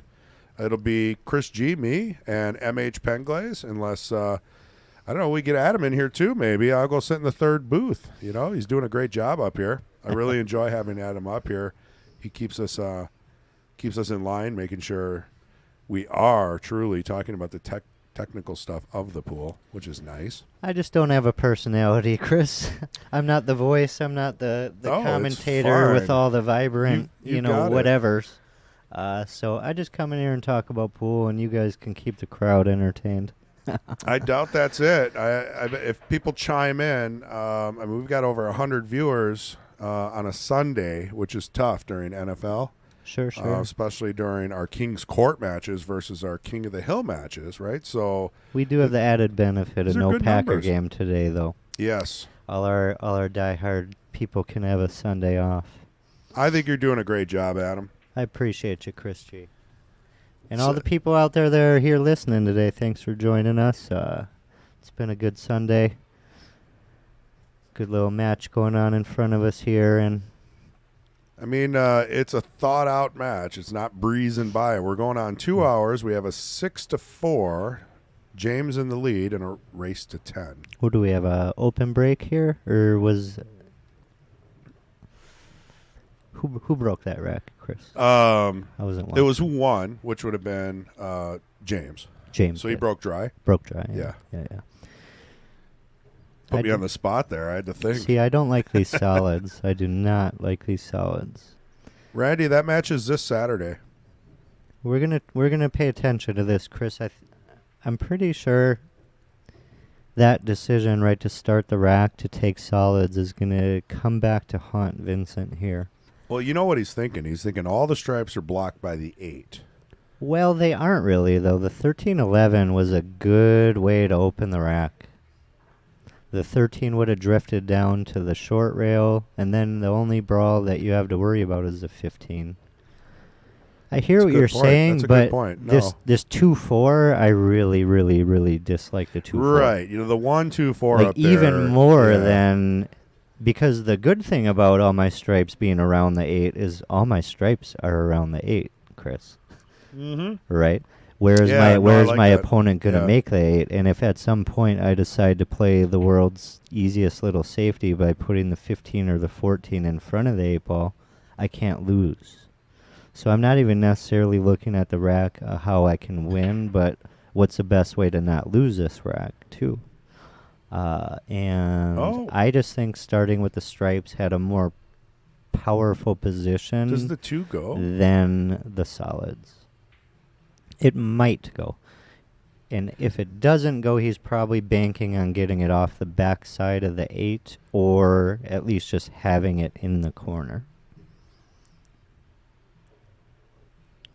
Yep, and he did have to wiggle it off of the 8 a little bit. Yeah, and you're right. Having the 8 out of the pocket really is not the same thing as in the pocket. And right away when I see an 8 like that surrounded by the stripes, I'm automatically scared. I'm like, I don't want that one. I might not be right at all, but no, that was a great point because that could have easily been bumped out with the 2, the 12-11 combo. I see where you're going with that. I like that. He's not out of the woods so here. Now he's going to try to draw back so he can get shape on his 1 ball because his 1 ball is the next most difficult thing for him to have to accomplish on that short rail like that.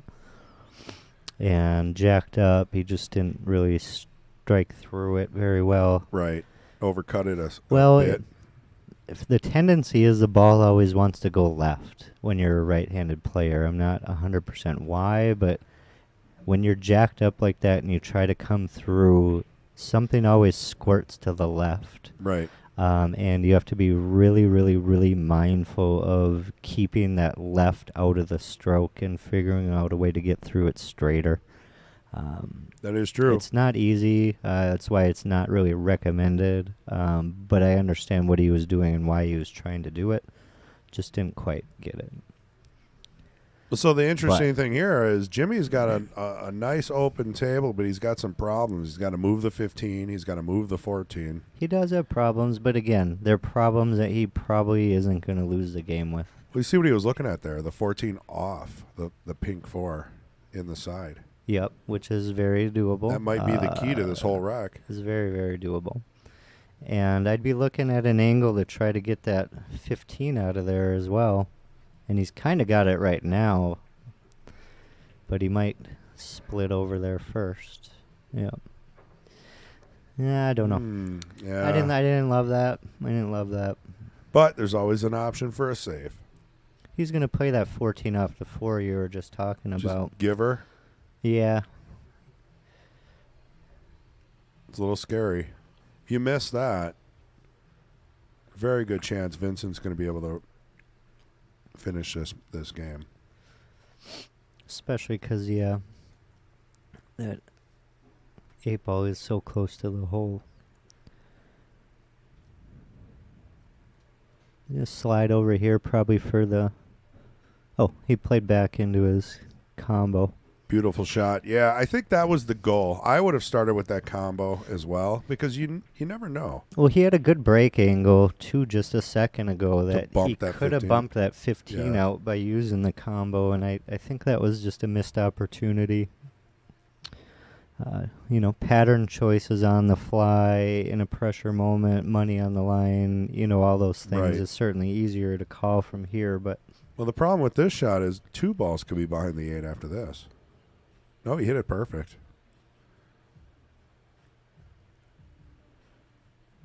Didn't even have to cheat the pocket. Straight in.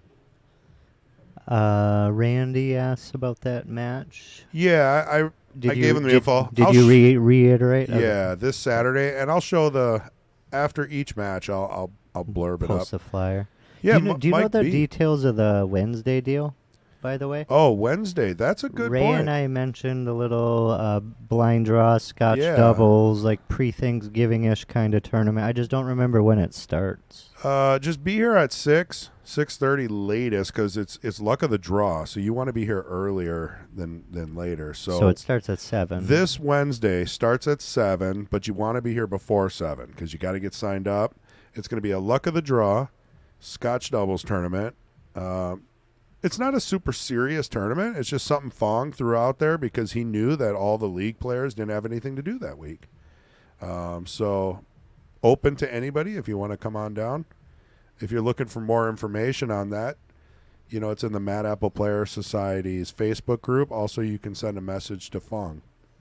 If you don't know who Fong is, you need to come play in some weeklies at the Apple. You'll know him real quick. He runs all of them. He's a beast. Yep, so James is just kind of chipping away at this rack. Don't have to do a lot with this, but he might draw it out to the left rail and try to come back. Or maybe he's going with some forward. I'm not sure. Gus says, billiards and scratch restaurant. Such irony. So a little bit of top and inside English here. No, top and outside. Top outside. He's going to try to get the 15 in the right-hand side. Right. The problem is he's kind of got a little bit of a scratch-ish. It's a little bit uncomfortable, and he definitely doesn't want to come short because the 8-ball's blocking the corner on the next And so his option shot. is inside, kill it, or draw, and hopefully you don't hit anything on the way through, or scratch. You could also draw and go around like 2 or 3 rails with that inside pinch kind of a shot. But yeah, this is what he He needed did a to great do job. to get back up table, to get to the 15 in the side. It's a beautiful shot. Should be able to slow roll this just fine, all the new cloth, and stay there for the 8 without an issue. So James takes a lead here, 7-4, and I'm not going to say that I was right or wrong, but I just really think that choice of the balls in 8-ball is super vital. And what I try to do is just right post break from wherever all those balls are lying. I try to think one thing is like, what suit has the most powerful position? Right. Okay. More like chess. If you walked up to a chessboard and two guys were playing and you catch it like right in the middle, you're going to look and you're going to say like, oh, who's winning, right? And you don't really know who's winning until you like assess it. Correct. So I assess a pool table just like that. I look at it and I just say, where are the stripes? Where are the solids? What's jammed up? What's not? Who's going to have more How problems? can I control it? Right. How could I not control it? And then try to go from there. And I just think that stripes were the more advantageous set of balls Oh, yeah. after that. And they break. were when you saw how Jimmy handled it. I mean, it took him a try or two to get around there, but it worked very well. And that's the difference between different divisions. You got 400s, 500s, masters, pros. I think the biggest difference is being able to see the patterns and being able to pick the right balls and being able to shoot the right shots. And a lot of it's keeping it simple. You don't see a lot of the pros. Like I watched, what's his name, Bergman, run like 13 or 16 racks of 9-ball with a slow break and a clean. He wasn't doing a whole bunch of draw. Yeah. He was just bouncing off of rails, rolling to the next shot, and just he was on the right side of every ball and made it look so easy. Whereas a player like myself may choose to draw or do so much English, and then all you're doing is getting yourself in trouble. Oh, I love to do that. I know. Love to get It's more super fun. fancy and It's then more just fun. jam myself up for Yeah. no reason. Then you get upset, Yeah. So they're on a player break right now. I was going to pop up this challenge match that we have here between Kendall Cook, who is a 625 Fargo, and David Searing, who's a 605 Fargo. David's still in the weekly tournament, just sitting a couple chairs down. Should be a good match. They're both real loose players. Both love rotation. Yeah, and it's 9-ball. So, I mean, come on. It doesn't get any faster than that. So it says no 9-ball breaks. There is going to be a 3-foul rule. 9-ball on the spot. That's new for here. So they're going to be racking it up. And they're doing it break from the box. So Break they're, from the they're, box, They're yeah. doing like the new Moscone kind of matchroom format. So that means you can't break and run 20 packs. It should hold that back a little bit. At least that's the thought. Yeah, it'll be interesting. I might come down here and do a little announcing with you guys if I get an opportunity. Yeah, that'd be cool because I'm going to be between MH doing Friday and me doing Sunday. I can always use a break if you're here. I'll do Saturday. Pop on over. All right, so 7-3. James is stepping to the table to break here. Done a lot of moving around on the break. As you see, he's already going like, Oh, he's going do I wide. go center? Do I go left? And there's been a lot of shifting pre-break from both players. Again, I think it's a brand new slidey cloth. Everybody's just struggling a little bit to find the same break that pockets balls well. That worked out pretty well. He chose the second ball break. I just want to take a second. Took a lot of speed off of that when he hit it at a much better pace. Well, yeah, because than if you some of hit the too other hard ones. on a side ball break, you send the cue ball flying if you don't hit it just right. And sometimes there's just too much traffic. Things Right. jam up together and re-bump into each other when you overhit it. So it's more of a accurate break, not I- just straight power. I think so. I think Right. if you watch John Fields hit his side break, Right. he's Second not ball, right. he's not giving it, probably more than 50, 60%. Which makes sense. So Mike B says you guys are both doing a great job and keep it up, Adam. You know how to explain the game and the thought process on what to shoot, when, and why. I mean, that's a big one. I've been holding back on that, Mike, because, Adam was in his zone. But Adam needs to hear that. It's a good compliment. I appreciate that. I've considered the possibility that I know more than I can do, right? and I think that's Those that can't do obviously teach? It's rather true for me. I've tried to do this game for the last 30 years, and I haven't gotten super far. I've improved, but I'm nowhere near where I would like to be. Well, so I keep at it. appreciate the comments, and I appreciate that, Mike. Yeah, Mike, awesome comment. Roger says Fong's post states that the tourney starts at 6:30. So I believe it's because there's so much organization with a blind Scotch doubles. Yeah, be here at 6:30. Let's say it starts at 6:30, just to be on the safe side. So be here at 6 then, right? So if you guys are interested in coming to the Mad Apple this Wednesday, 6 p.m. starts at 6:30. Blind draw, luck of the draw, Scotch doubles. It's going to be cheap. It's going to be fun. It's holidays. I'm sure there's going to be some Thanksgiving specials on the menu as well. I know I'm they sure of got it. some pumpkin pie soup up on the board. Or not pumpkin pie soup, I don't think. Pumpkin soup. Pumpkin pie soup sounds amazing to me. I don't know. Garcia, I have a question. Dynamo 7 bar, is that a good table? Randy says Dynamos are similar to Valleys. So, they're okay. But, if you can invest in a Diamond or a Rasan or a Predator or whatever you like, I mean, there's different levels of quality there. Dynamo is better than the table that I have. I don't have one. Yeah.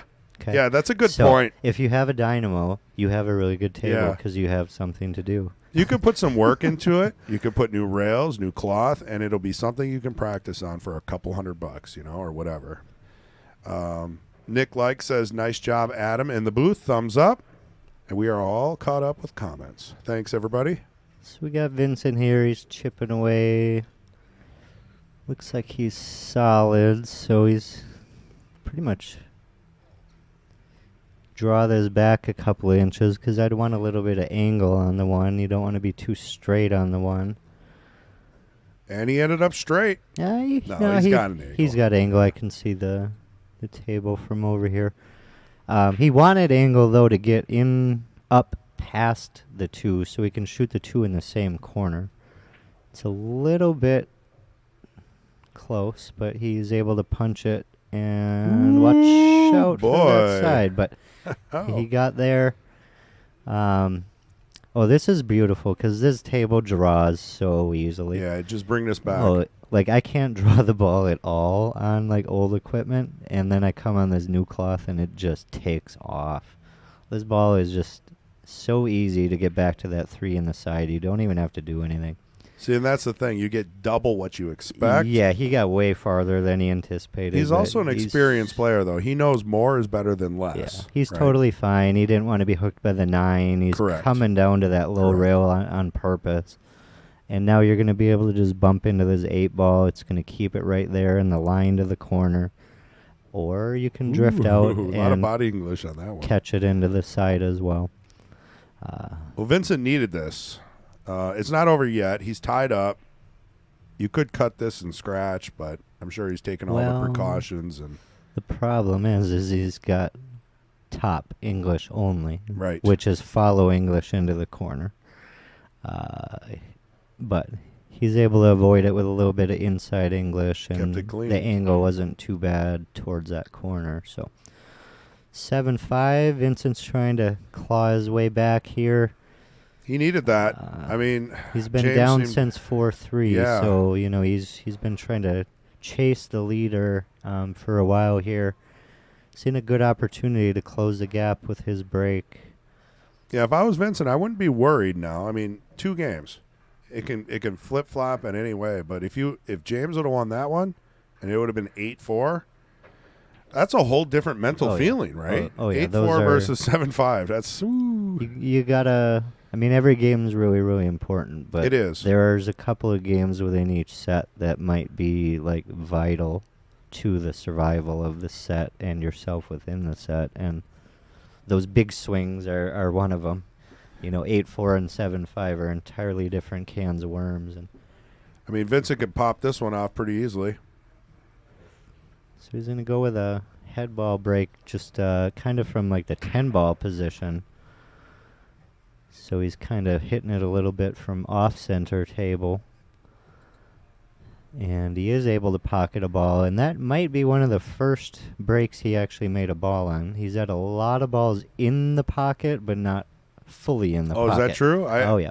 So he's had issues with He's the had break. multiple dry breaks and balls sitting right in the Oh. hole that, he just couldn't capitalize on and get anything going with. That's And- horrible when you hand that over to your opponent. And in 8-ball, a dry break is huge, Right. again, when we're talking about stripe solids and power position and, all that kind of stuff. So you get to pick, I mean, that's big. Can't big be deal. any worse than a dry break and your opponent's like, oh, look at that.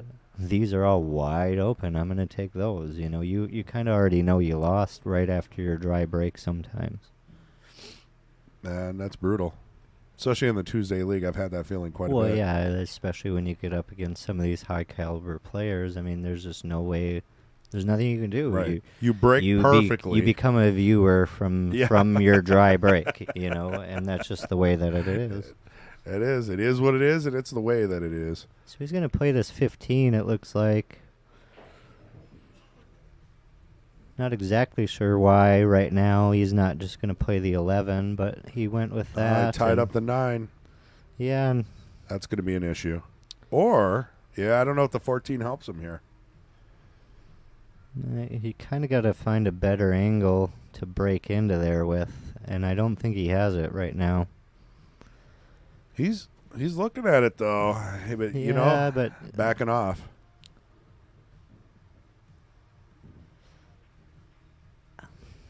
I'm envisioning his white ball coming in and probably running into the back of the 6 and then locking the 6 on his 9 instead of actually breaking his 9 out. Right. You Make know, it like, more of a like cluster. overbearing it, Right. yeah. It might be his only hope getting back to the table is that cluster now. I mean, if anything, I'd play the 10 and try to do like a draw, but I mean, I don't recommend that either right now. He's looking, then he changed his mind. Yeah. I don't know yet. He's got a lot of options. I Yeah. mean, you could play the 14, you could play the 11, you could bank the 13, you could play the 10. There's endless possibilities right here. But patterns in 8-ball are certainly going to be pretty important to your success. Do you think he just got tired of thinking about that and he started making balls? Now, if he makes too many balls here, he's really just painting himself into a corner. He might not want to do a whole lot. If In he can't get fact- the break In out. fact, on this shot, you could just tap this ball to the rail and put the white ball on the rail right next to it. Right. James has not much. There's nothing. I mean, the 2-4 isn't there. The 7 hardly banks. The 3 doesn't go by the 10, and the 5 can't go I in like because that. of the other stripe. So it probably would be the right time to slow down. Instead, he's going to power draw into this 9, and this is a lot higher risk. Now he made a ball, cool, but not really He's just going for super it. advantageous He's feeling to it. fully eliminating all the balls off of the table. So Scott Branson is dissing a 12-minute 8-ball frame. It's just riveting. Scott, we got to tell you, these are different divisions of pool players as well. If you want to see the best of the best play, that's Friday. King of the Hill. I guarantee you're going to see a lot more packages, a lot more break and runs. Maybe that's more suitable to your liking. If not, you can mute us or close the window. So he went for that. He broke it out. Now he chose to play the safe. Jimmy's got the table if he wants it. I don't know what Andrew Booker's saying. Oh, let's see. Does it say my name is Andrew? Oh, you know what? I think I have my name as South Strip. Still. Oh, what's Yeah. up? What's up, Ray? Yeah. Every ball's a rule. Chris G's a 700 plus now today. That was pretty close, right? That's pretty much how it works. Just screaming to the mic, random things. Thanks, Andrew. Yeah, so we had South Strip in the booth with Adam earlier in the match, if you didn't catch that. And he had to go play in the mini here. So Chris G jumped in, and maybe we didn't change something. Yeah, I did not change it. Good So, call. James is up to the table, looking at the solids, trying to figure out, obviously, how to get out of this rack. He's eyeballing that 6 right now, so he can hit it with a little bit of stop or draw and fix that 2 ball, because Well, his 2 and his 3, are 2 pretty important balls to this rack. Oh, I think I misspelled your name, too. That might be what he's talking about. Yeah. There's an R after the E, the A-E-R. That is Staerkel. Yep, that's what I missed. Oh, You know, I even looked it up on Facebook. Is there a whole bunch of vowels? Yeah, there's tons of vowels. Staerkel. We got you. Staerkel. There you go, Andrew. Thank you. And Adam, sorry about that one. I was trying to be clever and get your guys' names in there real quick. Anyway, we're back at it. So, what he wants to do is he wants to cut this 4 pretty bad, but he can't quite hold the ball to get back to the 3. So he's going to have to address that at some point in time. I'm probably going to stop shot the 6. I'm going to make the 2 on the side. I'm going to pocket the 7, and then I'm going to go from the 4 back up table to the 3, put it where the 6 is, and put the 8 where the 6 and the 3 go. Right. So it's kind of like a little bit of a one-pockety type of a rack. At least for me, 3 different balls are all going to go in that lower left-hand corner from this side view. The 6, the 3, and the 8. The easiest way to finish this pattern from a different view, Chris, if you could pop up the other view. Sure. Is just a simple stop shot on this 6 is going to allow you to work your way right into that 2 ball, which is going to naturally work you right into the 7 and then back into that 4. So that's what I would be trying to accomplish here if I were solids. And Yeah, he got himself trying in to a get little out bit of of the rack. trouble. I think he's making it a little more difficult than it. Than it originally was. I when mean, Vincent again, handed it over to him. Yeah. Again, I'm not on the table. I mean, it's super easy to just say, do Of course. this. That's a this, given. and That's be a done. given, You know, right. I mean, yeah. But whoa, Oh, he that'll was be trying to ballin'. bump the 6 into the back side of the 9 and safety him, Right. which I guess was okay. Well, now you're shooting the 9. But in my opinion, he was out, and I think he's going to not be so happy with himself not playing aggressively there. But obviously there was something he didn't like, and he spent some time considering it, and I don't think he ever really made up his mind, honestly, Yeah. what he fully wanted to do or why he fully wanted to Correct. do it. Well, and it was a shot before that got him in trouble. So, you got to step back, Yeah. step back. And Can't now just this blame the just last gives shot. him an opportunity to, get that 9 out of there, which has been a ball that was plaguing him this whole rack, really. Yeah, I mean, I'm shooting the 9, rolling up, taking the 10, using right English, coming back to the middle of the table or a little further. I mean, whatever. You got this out is now doable for Vincent. Andrew says thank you. Scott's hyped. Scott's back in it. He's excited. He loves this game. So what's happening, though, and honestly, you got to think about this. They're playing for a good amount of money, and who knows what's going on the side. We don't know.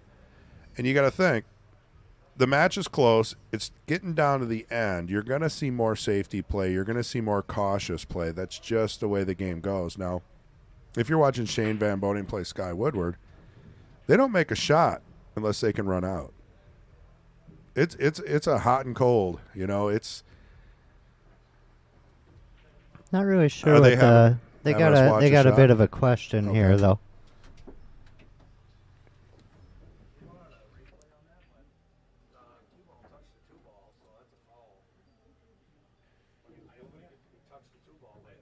I didn't see any of that. I didn't rock, but he touched it. I watched it touch. There's no gap. We can watch a replay. You're talking Yeah. about after you. It's tried on to- YouTube, so you got to bring it up on YouTube, and I can do it myself. All right. We'll look. Yeah. We'll look.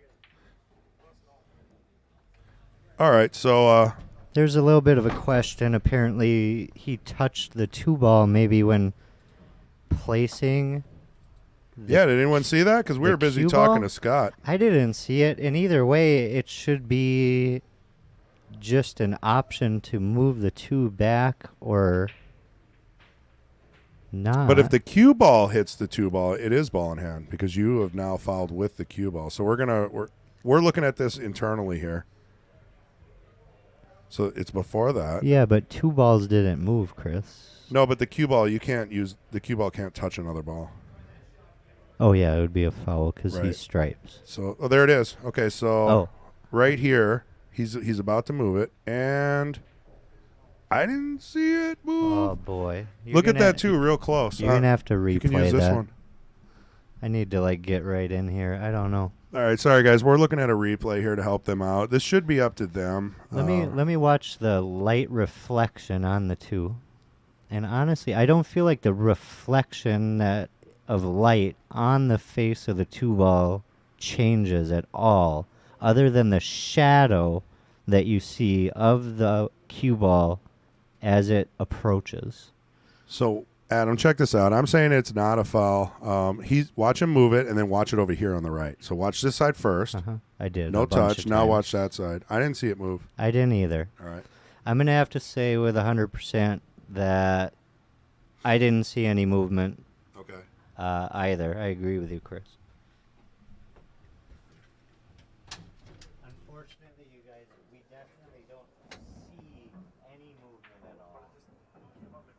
We didn't see the If we were out there and maybe there was an audible sound, but we have to concur that there was no foul because we don't see any movement. I understand why you're saying what you're saying. All right. So now that that's out of the way, Scott says nope, did not move. Where was the foul? Mark Bell says foul. Now we went back, watched it full screen, Like 16 times, right? probably. And the 2 didn't move. We didn't see the face of the ball move. We didn't see it rock. We watched it on both views. I don't have a replay for you guys. Sorry. You're going to have to go back in YouTube and watch it yourself. But it is called not a foul. So I guess this is the way that I'm seeing it is kind of like the NFL. I don't see enough indisputable evidence Right. to say that the 2 actually did something or that a foul did occur. And I didn't even realize I put the replay up that didn't actually show it. Sorry about that, guys. So anyway, Vincent made the 9. Followed up by the 13, it looked like, and now he's trying to wrap this game up. We can probably jump back into it when they get through this rack, Right. going into the next break, and we'll try to show you guys what just occurred. But basically, put the white ball down dangerously close to the 2 ball He did. on a ball in hand, and one of the players argued that he actually touched the 2 ball with the cue ball. I'm didn't just see it. not sure. I didn't see it. Right. I can't necessarily agree with that opinion currently. Yeah. But it was dangerously close. Very, very, Correct. very close. Like credit card. Definitely something you got to be careful about. Piece of hair could barely have fit through there. Right. So anyway, now for next time, they got to call a ref or they got to. The rule has always been they can watch it on YouTube and make a decision amongst themselves because they didn't call a ref. I feel that what we did was an okay solution, though, because we were able to watch it multiple times, give them a solid answer, and James was fine with it. Hey, they came to us. Right. They asked. Right. They obviously don't see it the same way. They wanted a third party to Which helps. to intervene. Correct. I have no investment in either of these players. I did not bet on 100%. this match. Right. I don't, necessarily even care who wins or loses. So I just call it how I see it. And James is sitting, quite a ways from the table as well. So where he saw it, I mean, I would have jumped up and said something myself. So I don't blame him. I feel like we would have known. Oh, yeah, it would have rocked on all those slow motion I shots. played enough pool in my Yeah. life to Yeah. know if a ball moves or doesn't move, and I can't say that ball moved. So it worked out in Vincent's favor. He got ball in hand, and he was able to run that rack out with a very close call on a foul. Yeah, that was before Andrew. Yeah. So we got that. So what happened was I put it on the replay to see if we caught it, but it was too late. We only have a 30-second buffer. So once that 30-second passes, so I left it on that while we were discussing everything. Sorry. Can we about show that. it again right now or no? No, they can't see it. Because of the 30-second Yeah, loop I never deal. caught it. I didn't know it was a deal until after it happened. I hear Yeah. what you're saying. So Why is that such a short loop? Could that be extended? Just we just want, because replays on pool, 30 seconds is more than enough to catch the shot before and after, plus the commentary. Otherwise, our highlight reels would be twice as long and not show any shots. It'd be a lot of build-up before and after. and then you'd have to edit. Yeah, so this way it keeps it kind of short and to the point, makes it a little more automated. I understand. We were distracted. Otherwise, I would have caught that right away. Well, I saw the players talking, and I didn't even understand what they were talking for. Exactly. You know what I mean? Because literally didn't see anything that shouldn't have occur. But I mean, we do anyway, have things we can do. Like, we can bring up YouTube and play it, but everybody else can do that too. So Yeah. that's the beauty of YouTube, guys. You can always go back 15 seconds, 30 seconds, a minute, watch it 100 times, then hit live, come right back to us. Yeah. Give us your opinions and let us know. We'll probably go back to that shot, and I'm sure somebody will put it into slow motion and That'd try be to nice. prove a rock or a wiggle. If anybody has a way to prove that shot, just for fun, because we can't change the call now, do your magic and post it on the Mad Apple Player Society group. That was a good attempt. He didn't quite hit it with as much power as he would have liked, but he did create some separation. If he plays that 4 right now in the side and hits it with a tiny little stop, he's got a good angle to move the 8 after the 2 or the 6, because actually, yeah, the 6 doesn't go by the 9. So you want to move the 6, not the 8. If the 9 weren't there, you could just get the 8 out of the way, and then that makes the 6 open. But you have to try to get the 6 over by the left rail by that 7 ball without it hopefully being an awkward combo or Right. connected to it or You want a shootable something shot of that afterwards. nature. And he got what you wanted. He hit it with a really good speed. Yeah. He put it everywhere that you needed to. He's a little bit jacked up here, but he does have the left side of the white ball, which means you don't have to use the top of the white ball if you don't want to. You'd have to use some left-hand English to get down. He's just going to play with a little bit of side. Didn't pan out. Nope. So we got But some chats coming in. He didn't touch it. He touched it. It moved. Henry Garcia said, yes, he did. I'm not sure if that's to that, but I mean, you know. I don't know. Yeah, it is what it is. Without slow motion cameras, I can't say. Yeah. Ricky And- Pool's in the chat. You know Ricky Pool. Yeah, definitely. He says, Chris, only with cards, magic. You're going to have to give us more context, Rick, unless I missed something there. I know MH is going to do some magic in December because I'm He is a covering magician. the pro shop for him Yeah. because he's got to do some magician stuff. Yeah, did you guys know that? Our pro shop manager, or basically the head dog, MH Penglaze, is he's doing a magic show. He is a magician with the cues and as a side gig, I guess. Does he wear an outfit? I don't know. I might have to go to that. Where is he selling tickets? I for think that? it's a red nose and big red shoes. Yeah, magician versus clown. Yeah. So Rick C says this 3-ball skidded, which it might have. I mean, he was The cutting that 3-ball. thin. Yeah, when he cut it to the left, he ended up. Oh, yeah. You're probably right. The cloth is brand new. Just got switched out. All new tables installed in here. Everything's definitely very slidey at the moment. Sure is. That left side English going into that 3-ball is definitely gonna increase, kind of like the, I don't know, like throw and do slide or something like that. I don't know how to explain that. Plus, he was jacked up, Yeah, that doesn't he's help. a little bit jacked up with top inside English on the Right. ball. which does force you to basically overcut a ball. Yeah.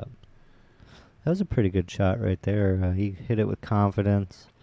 He's fighting out of a paper bag here because he's got an issue with the 10. I mean, the 10's doable, but the 11. He's got and a the lot of 15. problems. He does. Oh my god, all of them. Yeah. Yeah. I mean, right now you're going to play the 13 and you're going to try to get your 14 out. Right. Your 15 can be made through the 3, maybe past the 3 on the I like right-hand that. side, or banked in a couple of different ways. So I'm not too worried about the 15. He tried Obviously, to use inside on the that. 11 to the 10 is a fine transition, so the 10 can be solved. But Right. Brutal. Does that 13 now go on the side, or is that another problem ball he created? it's awfully close to the nipple. I think you'd have to play it in a corner. And I don't know if he'll get there. James is going to play this 7-6. Try to solve that issue. And he just didn't get it. But So just taking a look at that 13. he just closed down the bank on the 15 I was talking about. Yeah. So Done that deal. is not bad. The 13, if it doesn't go in the side, is not an easy shot to get up in that upper corner. 14-11 combo would be brutal. Not a lot of options here. I'm not really sure what I try. 15 through the 3? I know you mentioned that earlier. That's not easy. Yeah, and not at an angle either. I want to take that shot from like as straight on the 15 as possible personally. Well, and even if you make it, you still got other problems to deal with. Yeah. You could do there's a one pocket safety that I see, but it sells out the one ball, so it doesn't really help you. You could just try to pocket the 6 with the 15 and leave the 15 in the corner. I like that. And I like keep it that. in place of the 6 so it blocks a 7, and then you're in a Correct. different position now.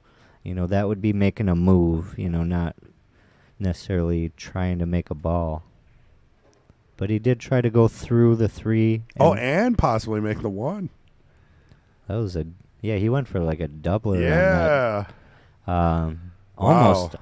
Almost did it perfectly. Yeah. That's beautiful. But unfortunately sold the one out to the other corner. And is going to put James in a pretty good position to get out of this rack. Seconds and inches, though, that was a really fine line Yeah. to not, be on the other side of the coin on that one. But Yeah, Scott even said this is a bad layout for stripes, and now you see what the conclusion is with those being so... Oh, he got on the wrong side of that. He's still okay, but he got on the wrong I'm side really of that. surprised he played it like that. I'd rather just tap it in, leave it. Mhm. So he cut the 7 more than I would have. So I'm going to use some like low outside right English here so I can kind of lengthen the white ball and give it more time to stick around the There you table go. and not overshoot this 8 in the side. He's off the rail. Some people do a Perfect bunch shot. of left English there, and it's just going to be a lot harder to control your white ball. Well, that game could have gone either way. So James takes that. 8-6 in a race to 10. James with the lead. Well, I don't know about you, but I am excited for this challenge match. Kendall and David, this Saturday, November 26th, 1 p.m. It's free.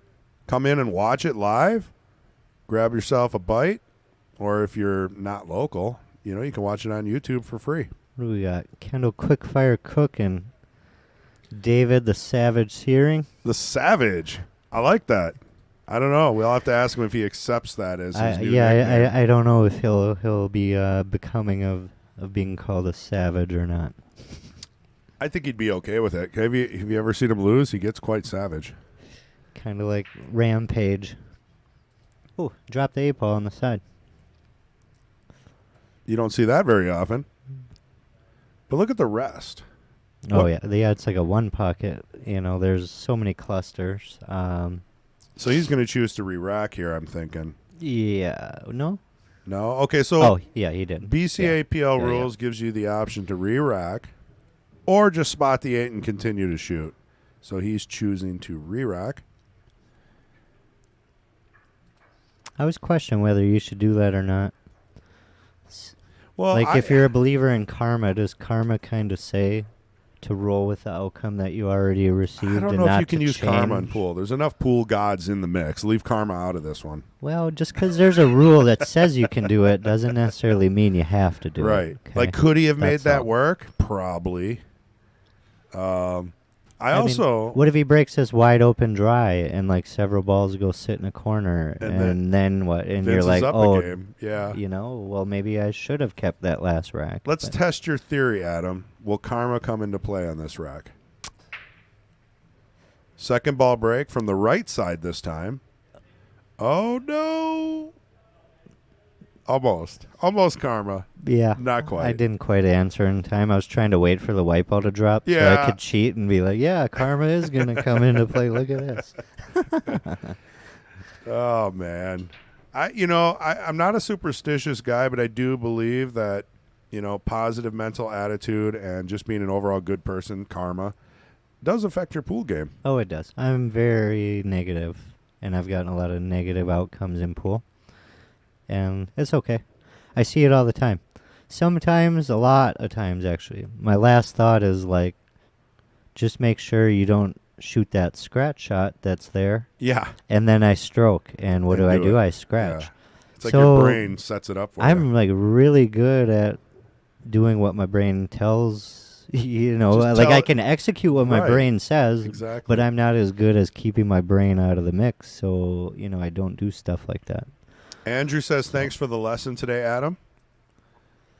He's definitely he's keeping us on task today, which is nice. Sometimes we slide away, so that's like your 18th thank you. I think you're a hit. I think this is your new Sunday job. So he's starting out with that 3 ball. See the 5 just fine. 4-6-1's all a little bit goofy. It is. There's going to be some work there. I'm probably going to draw this 5 back about 7 inches, just past the 15. See if you get the 4 or take the 1 if you go too Or you far. could go forward, but I don't think the 4 goes by the 6 either. So I'm going to draw back and then decide between the 4 or the 1. Yep. Depending on what kind of angle I have and 100%. what makes sense. But I like that. And this coffee is oh, great. he's going to start out with the 4 now, but that... Well, yeah, you could do that, actually, if he's got it now. Oh, he's got the 6 now. Yeah, I don't know. I don't like starting with the 6. Well, it worked out in his favor this time. I see 4 in the corner. Yeah. I was thinking he might get doubled up with like a 4-5 into the side, but he did it different than I thought he would. And he might not have been planning for the 4 perfectly. It's just, it works, right? Yeah, He's it was got just options. a nice, easy, soft, thing to do. And you got to remember, James is 600, right? Yeah. See, and he's here he's been playing. probably gonna draw with a little bit of low right and go around the back of the 13, or is he gonna pinch up and come into the middle of the table? Yep. And he did go around, and the reason I think that was the right thing to do is just if you get to the long rail, you can't not have the 5, right? That was beautiful. Yeah. I mean, the so position he played on that 5 couldn't have been any probably better. gonna rub that 8 just a touch, or he might draw past out around the 8. Yep, and he did. What a confident to stroke take- with to these take tight that in the side. pockets. Wow. Well, he's feeling it. He's up in the match. He just got given another opportunity, and he seized the day on that one. So, And, I was thinking, anytime there's a close foul and you don't know which way it goes, doesn't it always seem like something happens where the opponent gets one more chance, and it kind of negates the possibility of, hey, maybe that foul was a bad call. It didn't change the direction of this match at all. They ended up going back and forth a couple more times during that game. right, yeah, there So was it plenty of washes it out, opportunity, there to have changed the outcome. Or I hate making taken a call, control of the table or whatever. Like you've seen Matchroom make calls on Shane, and that's the end of the match, effectively, because the other guy, runs 4 Well, racks you remember in a that row. Jeremy Jones call in the middle of the Moscone Yeah. Cup when he called a timeout and didn't have a timeout, Yeah, I think? he called And- extension or something. yeah, he didn't yeah, have extension. it. Yeah. That was brutal. Brutal, Yeah. brutal. Changed the whole outlook of the whole match. I don't think the U.S. would have won. That but was a really nice little break. He's nailing He's it. got his side break down with the right speed now. The very first break, he came out with like 140 miles an hour, shot the ball like way off the table. And then he started to correct that speed issue, and now he's pocketing balls on a regular basis, controlling the white ball. So stripes are basically the only thing you got in this rack. The 3 doesn't pass the 15. The 4 doesn't go anywhere. And it's not a hard choice So either. this is one of those, sometimes in 8-ball, you only get one suit, and that's the suit you're going to be. It's always bad when it's the worst suit at the table, and you have to take it. Then you might lay up, but in this situation, the stripes aren't bad. There's one problem to fix. It's a 13, and he's probably will be okay. Putting a little thought into it. Rick White says second ball break always leaves a mess. Sometimes. Most of the time it does. I do see the balls always being on one side of the table if it's not executed perfectly. It can, but you can use outside English, middle English, inside English. Crash back into it. There's various Right. things that you can do. And although clusters don't allow you to get out, clusters allow other people not to get out either. So you just Right. have to remember, like, Slow the game down. sometimes the wide open racks are not where you want to be, especially if your opponent's a better ball pocketer than you are. Well, and you'd have to talk to James about why, because he's been breaking from the left, the middle, the right. He's been doing head ball breaks, second ball breaks, and he found so far, it seems like, right side, like almost in a 9-ball position, right up on the rail. Second ball seems to be working for him. So who are we to say, if he gets out or likes that better, it seems to be working. That's obviously why he's choosing it. Andrew said you gave the juniors a lesson today, so that's what he was talking about. Thanks for the lesson as well. Oh, yes. It was very fun. Awkward for me. I don't really feel like I knew what I was doing. I kind of did, but good little kids we got in here, though. Some really good little shooters. I mean, that one little kid's like only 7. Isn't it great to see him just so excited about pool and the natural talent that you can see? It just reminds me a ton of myself. Like I was those little kids when I was young, and unfortunately, I was just kind of like me in my basement with me. But I still see myself in them, Right. and how important it is to get on top of their confidence at this age. It was just a good opportunity to try to teach them some stuff and help them in the mental coaching part of things.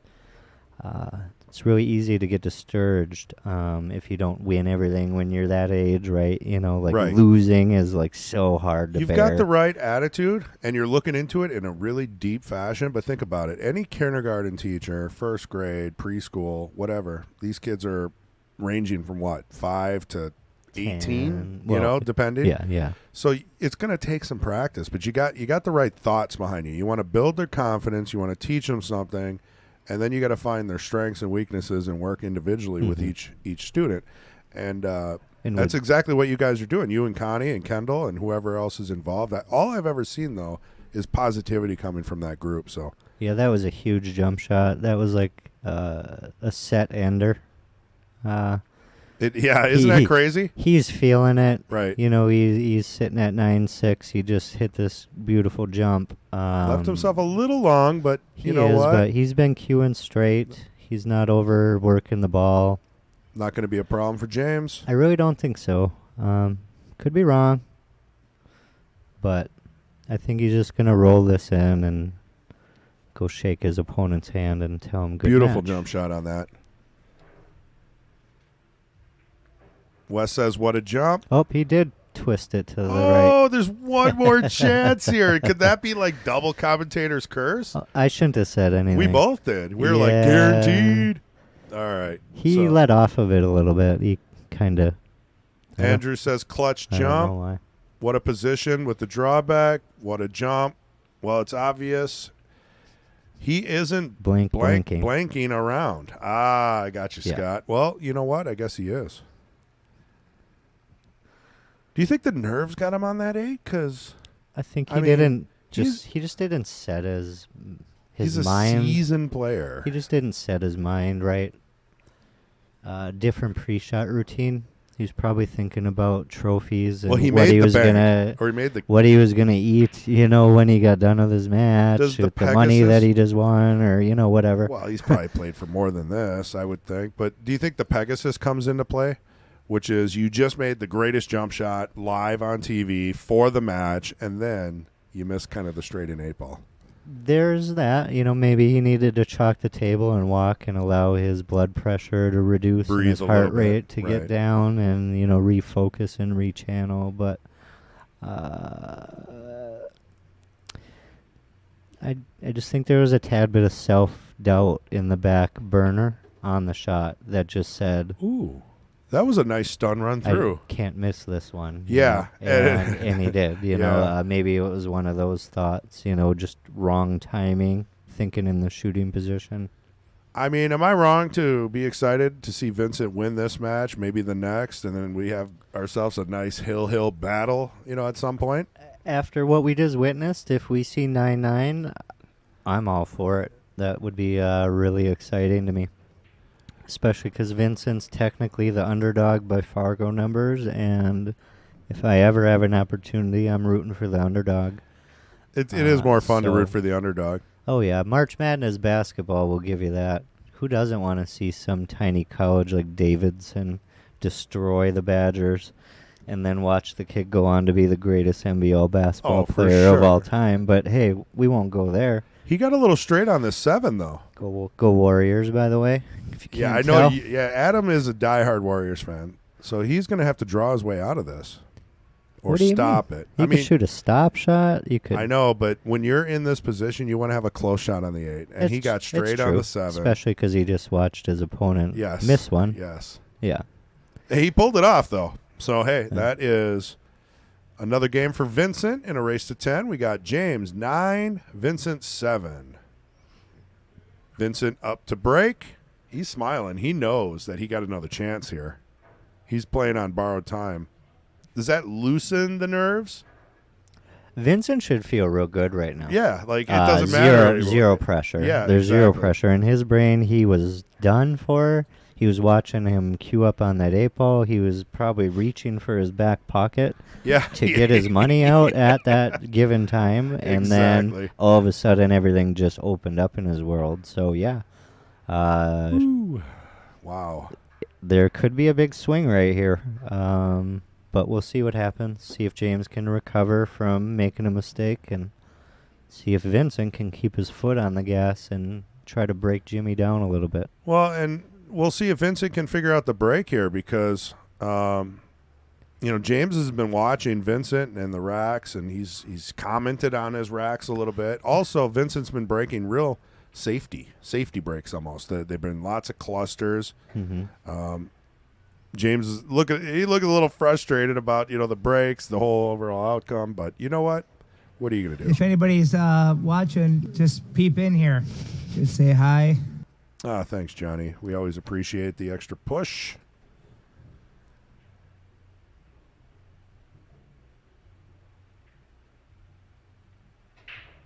Oh boy.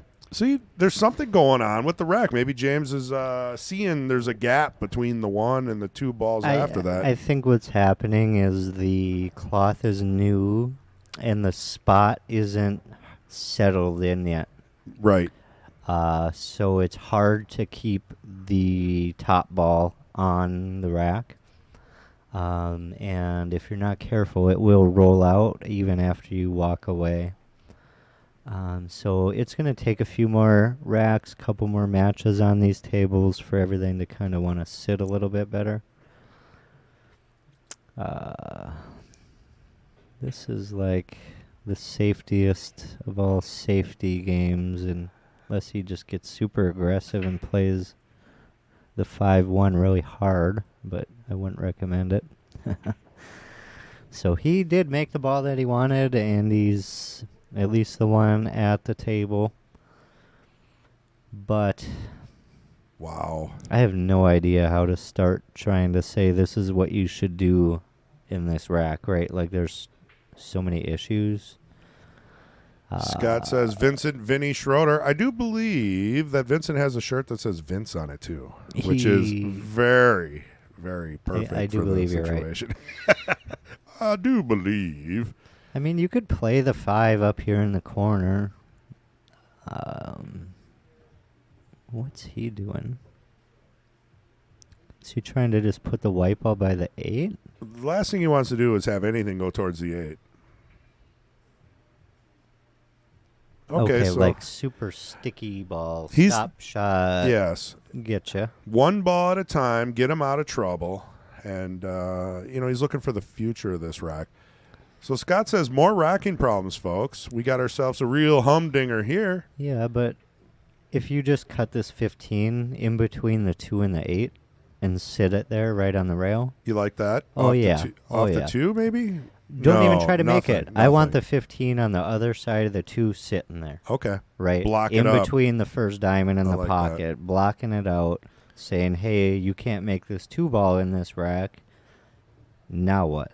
You Yeah, know? it's got to be perfect. I mean, you don't want it to get on the other side of the 8. Otherwise, And there's it also becomes like a an little bit issue. of a safety with it too, because Right. you can kind of just put the white ball up on that short rail behind the 7-ish while you're at it. Looks like he's going to graze the 15 and play a safety down underneath. Well, you got a good hit, legal hit. Andrew Stumbra says, how do you rack that bad? It has to be moving after he sets it, like the one creeps its way out. I'm pretty positive the head ball came out off of the rack on both sides. First rack I did this morning before the Queen's match, it did that as well. Like when she went to walk up to break, there was like a 1-inch gap on both sides. It was large. And the problem is that people don't rack on the spot, so you start getting divots up and down from the spot, and they all roll into it. It becomes a pain in the butt. And the cloth is new, so we're starting to set the cloth. Man, this is just... It's a brutal table. Yeah, I mean, I don't even know. So Scott brought up Magic Rack. Quit blanking around. That's the issue I see here is the racking. Bill Sorensen says maybe they should use a Sardo tight rack with new cloth. Is that the Well, one that presses down and it goes click? Yeah, I think so. Oh man, that's back. That's a blast from the past, right? Johnny Archer and Earl playing with Well, this big ass racking thing. The way coming I up. look at the rack is it's a skill. It is. There's a lesson And behind racking. If you Many. can't rack the balls, that's also like saying I can't make a cut, or I can't make a bank, or I can't make a straight in shot. Sometimes you're just tired though, and It- you're tired of leaning over the table. I get it, but it's a part of pool. Yes, you're And right. I you're don't right. know that something should do everything for you. And a part of the game is putting the balls in a rack and making sure they're tight or to where you want them. So You're absolutely right. It's your responsibility to rack your own. If not, is it on purpose? So Andrew says Magic Rack on the 7-foot, not an answer after being suggested by others. We wouldn't be able to ref and rack for them at the end of the match. They're just going to have to work through this. And honestly, if James wants to inspect his rack, we have no rule against that. And if he wants to call a ref out to inspect his rack, I think what James is saying is use either racking too high or too low, but then when he was putting it on the spot, it wasn't wanting to stick well. kind of stuck. So He's stuck in the middle of rules. If I were Vincent, I would have just told James, this is where they rack the best. This is where I need it to be. Well, and the rule is if it's racked on the spot, be it the front or the back of the spot, it's still As legal. long as it's touching the paper. Right, as long as it's touching the spot. Yeah, it doesn't have to be dead in the Correct. center of the spot, as perfect as you can humanly get it. Yeah. I've seen people rack like before the spot, and that's when you start, throwing up some red flags. Andrew says, in his honest opinion, he's saying no magic rack on a 7-foot. Humble. Generally, I think it's honest. Generally, it stands for humble. I've got young kids. They teach me how to type all that crap. I think it's honest. Okay, Andrew, is that in honest my or humble humble? opinion, Andrew means humble. Okay, Andrew, settle a bet here. For $1, Ricky is it Poole. honest or humble? I don't know if this is fair. He probably likes you better, which, I don't blame him. Anyway, Ricky Poole says, have a racking class, and that is a really, really good point. I learned how to rack through Matt Strong's lessons. He did weekly lessons with groups, and one of the days was all about racking and what should be tight and what you should look for. Beautiful. Boom. Andrew says, it's honest, 100%. Well, I told you. Yeah. And Chris G is dishonest, delete- 100%. Delete comment. Humble. Fine, humble. Do we have whiteout? Can you, white that out? I always thought the H in those was honest, in my honest opinion. I guess humble works. Anyway. I think it might be interchangeable, probably. Let me ask one question. I don't have On the any idea. bottom of both of their questionnaires, they have their favorite movie. It's the same movie. I looked earlier. Have we already and said it's it? the most classic movie of all time in pool. Maybe we should leave it up to the audience. So let's do this. I'm going to give you guys 4 options. You're going to pick what these 2 players' favorite pool movie is. Is it 1, The Hustler, 2, The Color of Money, 3, Pool Hall Junkies, 4, I Don't Watch Movies. Yeah, which option is it? 1, 2, 3, or 4? Let us know in chat. The person who gets it right first may get a snickerdoodle In cookie. my honest opinion, May, I said. Ricky says 1. Rex says 1. We're not going to say who's right yet. We're going to let some answers pile through because some people are a little bit behind. Bill says Color of Money. Andrew says Hustler. Mark Bell says 4. I don't have a TV. JJ Mady says Color of Money. And I made sure to pronounce your name right because I heard how that Ray. was a nice shot. That was beautiful. my That's a replay. jewel. Woo. Replay worthy on this Wow, one. was that a shot? Look at Vincent coming with the confidence, after this chain of events after Look at that that. last rack. Hits off the 5, comes back, seals it up behind the 6. Doesn't get any better than that. Gorgeous. He's touching the 6 potentially.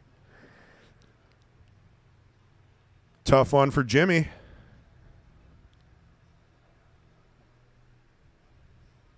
Let's see. Pete Best just says Color of Money.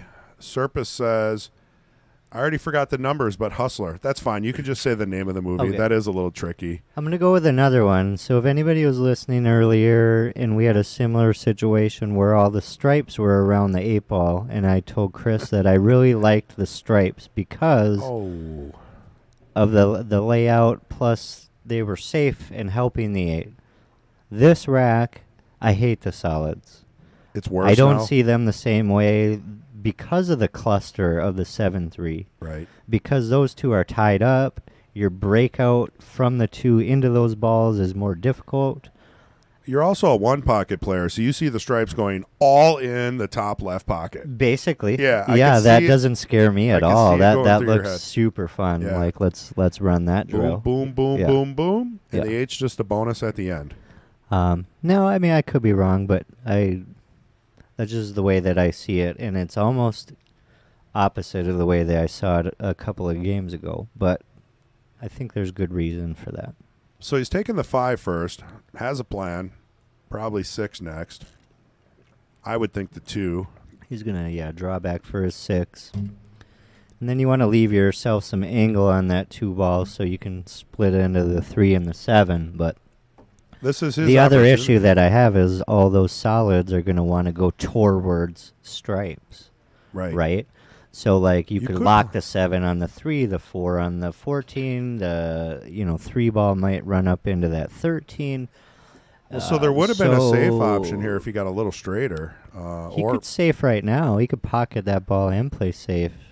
you still got to do something with the 3 and 7. But, yeah, you still would have to do something, and ball in hand doesn't really offer you to do anything with them. Right. So I don't really see the point of fighting for ball in hand. Roger Pregler is on my side. Look at that. I hope he called safe. He did. Yeah. Roger so- says there was a Twitter poll, and we all know everything said on Twitter is the fact, right? So Roger says 53% of people say honest, 47% say humble. Twitter doesn't exist anymore. I'm on Team Chris. I thought Twitter got torn down by Elon Musk. No, he's improving it. Oh, I thought he bought it I mean, to at least- remove it. No, I mean That's what I had heard. I try to stay out of it all is an this investment for him. He doesn't want to kill it. He wants to just balance it out and maybe hopefully make it better. I don't know. Stuff. Gotcha. We'll see. The guy seems to anything he does Oh boy, makes money. coming with another jump here. Let's watch this. Clean hit. Just Ooh. didn't get it pocketed, but See, and that was the problem with the safe is it didn't open anything up. So, yeah, he's got a shot, but now what? safe again. Yeah, You're going to safe again. nick the 4, bring your white ball in around behind the 8. It's a lot of inside, right English, maybe even some top, I believe. Thanks, Andrew. Nice safe.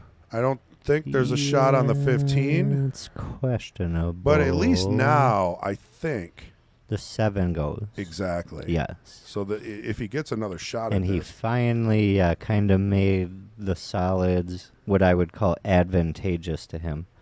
Up until this point, that whole cluster of balls led him no advantage. But now he can find advantage out of those balls. well, I hope people are watching and learning that didn't pick that right away. The safeties we are seeing being played in this game are excellent. Very good. He's just going to kick off this 15 and try to end up... Ooh, I would have played way softer. I think he got a Way softer. fortunate roll. I don't know if the 7 does go from here. I think it might. No, I think he's good, You but can roll it in. you got to power draw it, and then the Oh, 3 is right. going to come off of the top side of the 8, and you just have to really make sure that you don't get reclustered again. Brutal. It's kind of hard to ask. Although It's a lot to ask for. I'd love to be in Vincent's spot right now, still having an opportunity with a possible out. You could bank the 3 and not try to make it and advance your white ball forward and play another safety and clean that whole area I like up. that.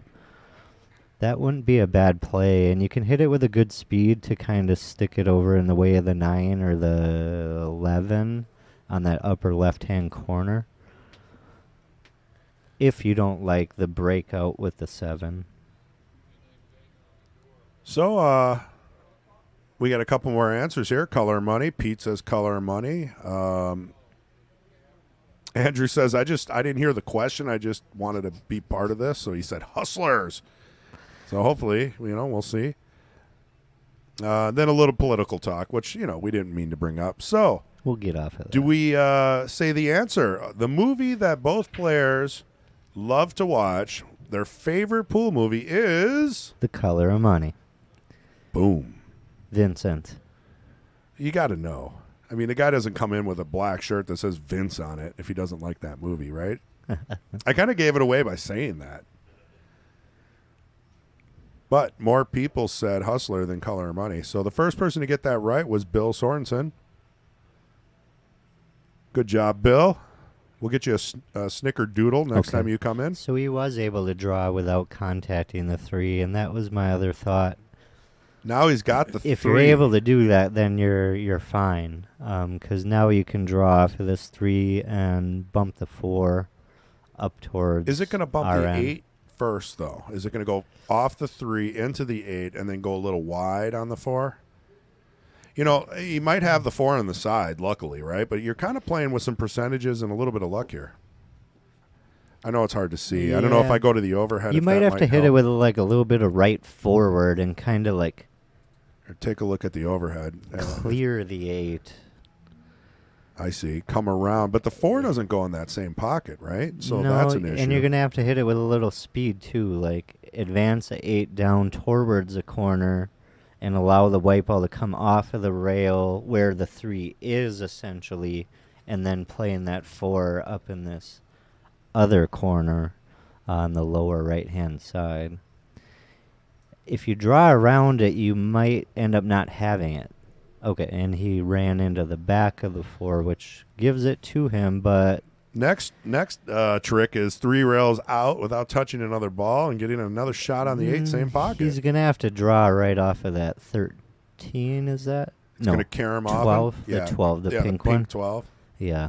And he's going to hope to kind of just get enough white ball. As long as it, like, works towards us even a little bit. It's only got to come a few inches this direction. Yeah, good call. I didn't see that. You don't have to kill it or go, like, super hard. You know, he's taken what the table's given him on this one. So now he's got a thin cut, but very doable. Yeah. To get out of this rack with solids, I think is quite impressive.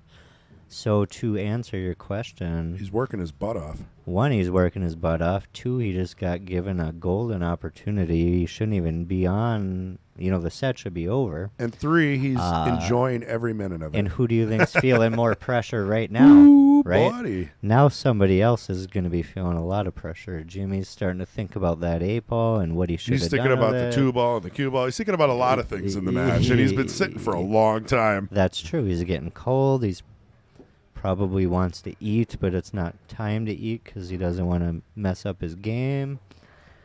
So, if you look really closely, I do believe that Jimmy's got the stream on his phone, and he's watching it.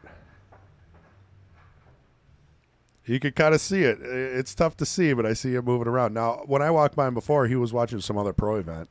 There's a live pro event. So this guy... He's watching the 8-ball championships down in Puerto Rico. Oh, he eats, sleeps, and breathes pool then. Yeah. Because who comes to a match, watches another match while playing a match? Yeah, it's crazy. So he's getting a little consolation here. I would do that. I would do that. Yeah, I've seen you do that. He doesn't have earbuds in, though, so he's not listening to it. No, he's not listening to the commentating. He just wants to see what's going on. I wonder who's playing right now. I don't know. I haven't been paying much attention. I did watch most of the first event, 10-ball. Yeah, 10-ball. Well, we got and now who's all out they're there? in 8-ball. We got Tyler Steyer out there. We got representation from the U.S. out there. You know what? I don't know. Yeah, Tyler and Margaret were out there. Yeah, definitely. I don't know. Everybody's out there. Carlo Beato won the first event. And then, you know, Pagaline's out there, Atención, all the European team, you know, Mosconi Cup players. Everybody's trying to keep going for the upcoming Mosconi here. A lot of spin on that break. Look at that white ball. It's still going. Ooh, man. So it's a little bit of a awkward layout as well. Yeah, what do you like here, Adam? Well, because of the 215, I really don't. I don't like solids because of the 5 and the 2. You could work around it, actually, you know, and do the solids. You just would have to kind of play it in a lot of different ways. But that 11 ball on the right-hand side sets up for the 10 so nicely that just makes that 10 not seem like a problem to me at all. So as long as I can get on the 9 and the side, you know, you could hypothetically say the rack Right. is over. That's like the only ball that is eliminating you from being able to be out of the rack. So I'm taking stripes here, and I'm just looking for my opportunity to get on the 9. I like that. So I'm probably going to start with the 14 in the side. And then I'm going to go from there. Unless you play this like 13-15 combo, but I don't really like that very much. Well, let's see what he chooses to do. Could even do a solid stripe combo if he wanted, and that's what he did. And that's okay. The 2, if it hadn't fell, it wouldn't really be in his way per se, especially because he's about to play this 14 up in the upper left anyways. So JGM, My 9 mentions ball is my last ball in this rack, and It's that's the key ball to get back to that's the 8. how I'm getting on Yeah. the 8. Yeah. I like that. So, you know, whatever pattern you kind of pick, which is, you know, 14, 13, 11, 10, 9, 8. We got to say that was a great analysis, Adam. Thank you very much. JGM said his cue, Vince's cue, looks like a tribute to the Color Money. It looks like the Balabushka from the movie. Oh, yeah. Is that true? He plays with a Bama. Is it? Vincent's Q's a Bama.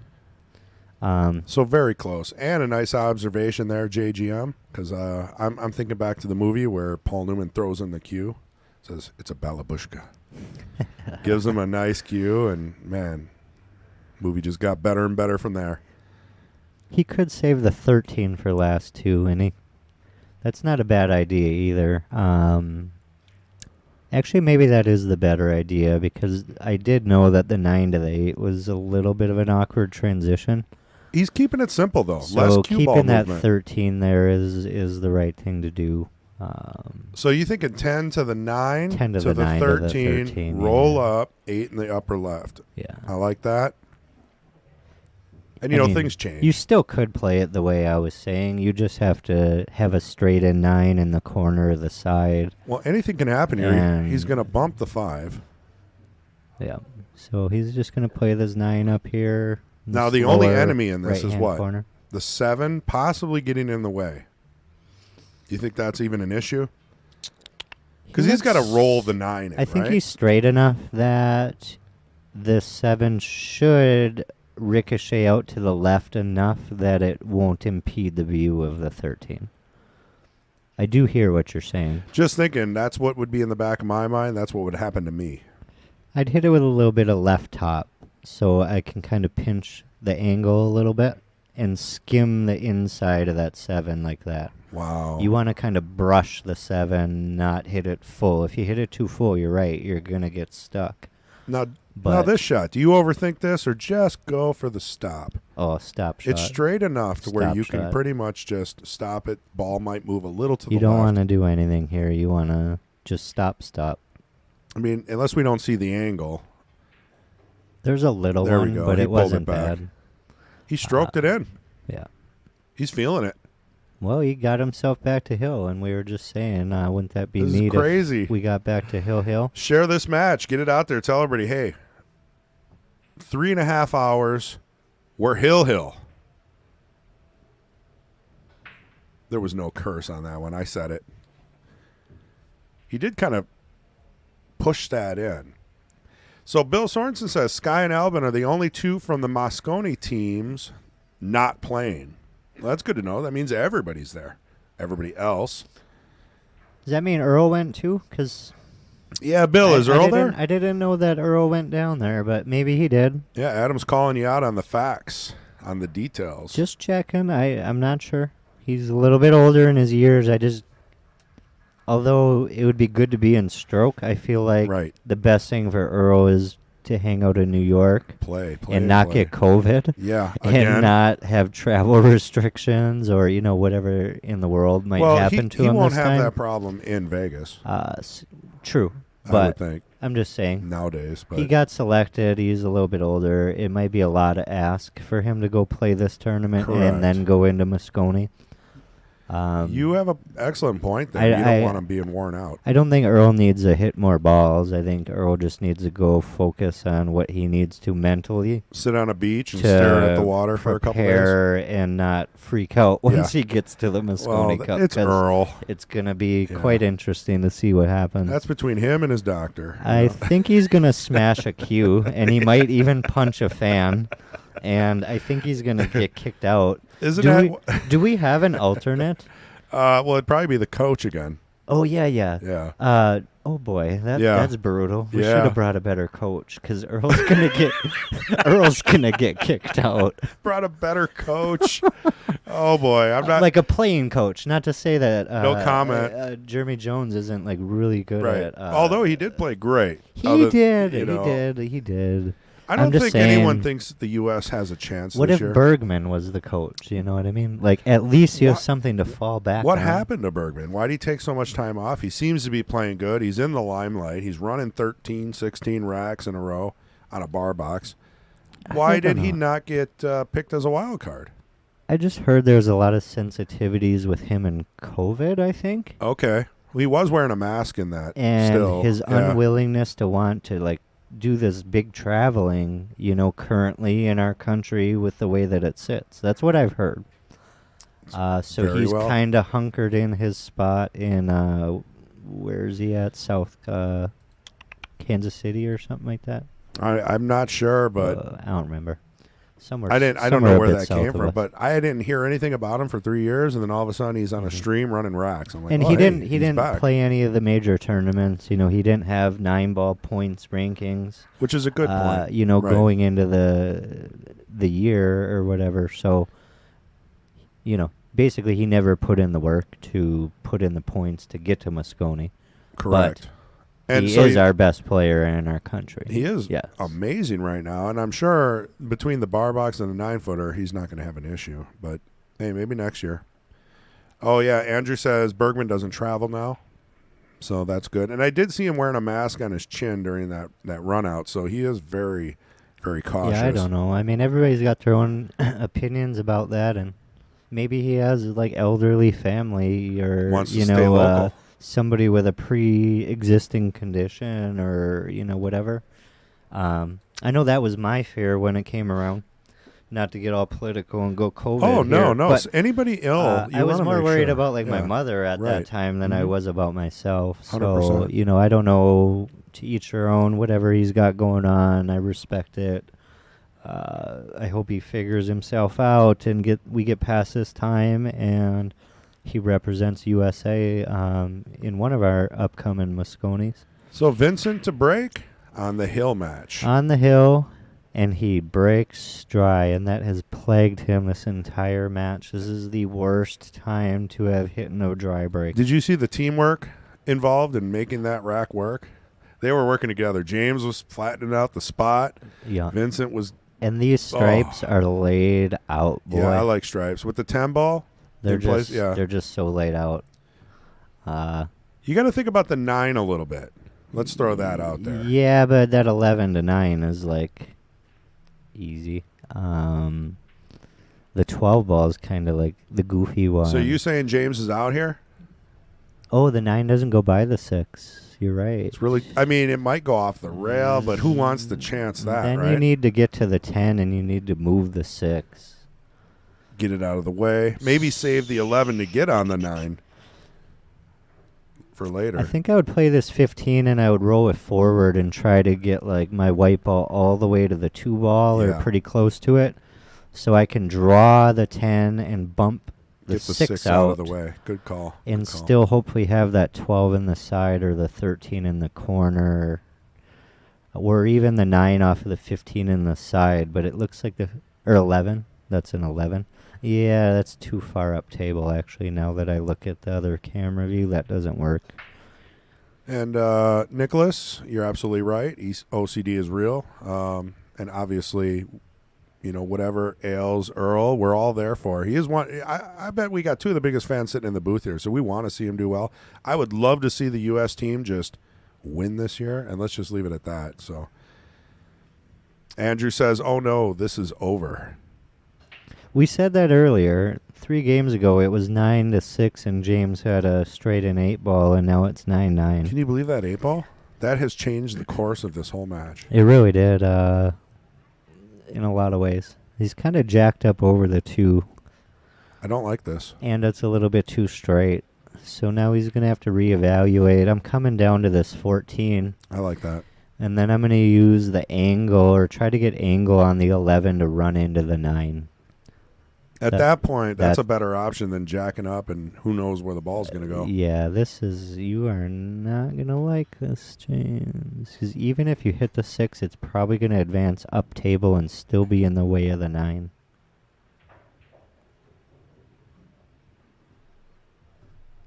He's just not looking at it. Maybe he's going to break it out. Some other option. And the 6 very well could be off the rail enough for the 9 to sneak by. Hard to tell from the booth, guys. That is true. Maybe it does go, because the 9's off the rail. Maybe a whole piece of chalk. It's tough to tell. Roughly 3/4 a piece of chalk. But he gets the 12 out of the way. So, yeah, if I'm planning on trying to move a ball that doesn't need to be moved, it's kind of hard to call the rack right. Yeah. It's tough. Yeah, Andrew said the same thing. We'll see where the 6 goes here. It didn't go anywhere. He didn't hit that ball very good right there. He left himself in kind of no man's land. He's got to back cut the 11 in the side and just took a lot of easy opportunities, and now he's staring at some hard stuff. Yeah, this rack just got tough for Jimmy. There's no gimme shot here. I mean, maybe your best option now is to tie the 11 up with the 1 and hope you get back.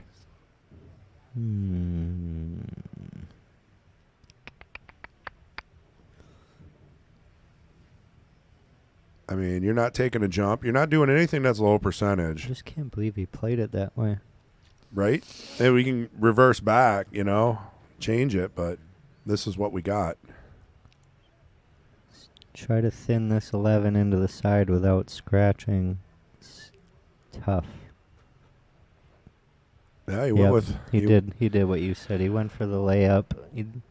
Hey, sitting at 9-9, got money on the line. Just give me a chance back at the He's table. basically just saying, I'm going to make you beat me. I'm not going to lose to myself. That's what Andrew said, too, punt. Yeah. The table might be completely different if he gets back up. And again, Vince he's got some work cut out. He does, but that 11-1 is a combo. I think I'm playing safe here. I'm not. I'm banking that 1 ball at some point. I know, but that's sticking it right in his heart. You just said you're working on your game, right? You want to get to the 600 level. I think the right choice here is, I mean, if you maybe make a ball, but then I think the right thing safe. for James was to lay up. I think the right thing for Vincent is to continue to slam on the gas pedal. The only thing that could happen is if you make all your soldiers is that James will start making your balls and giving you ball in hand at the end, and then you'll have nothing. Could be more. one of those, yeah. I've seen it too many times. I don't like being in that position, so I don't make balls anymore. Let him foul 6 times if he has to. You know what I mean? One of the times I'm going to get a shot. Right. I mean, he's just going to start out with the 6, and then he's going to play to the 3, and maybe an angle will just appear. he might end up, yeah. Pretty exciting match. Play this up for the 4 in the same corner. Andrew says, thin 1, leave on end rail. That could be the safe. If he gets down to it and doesn't have a shot, he might have to do that. But with James having the 14 and all these other balls, it's tough to do that. You could also come under the 1 and tie the 11 into the 9.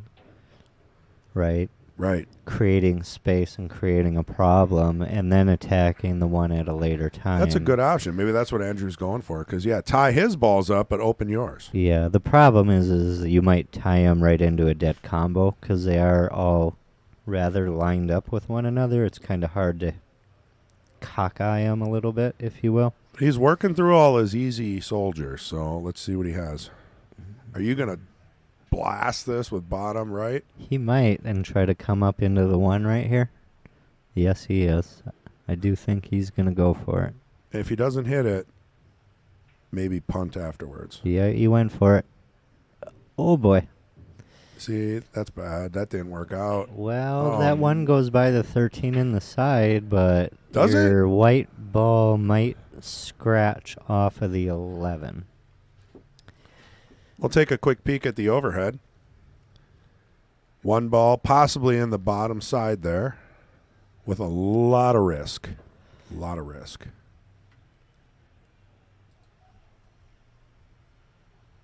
Just can't quite tell if you can avoid scratching in the side off the 11 or not.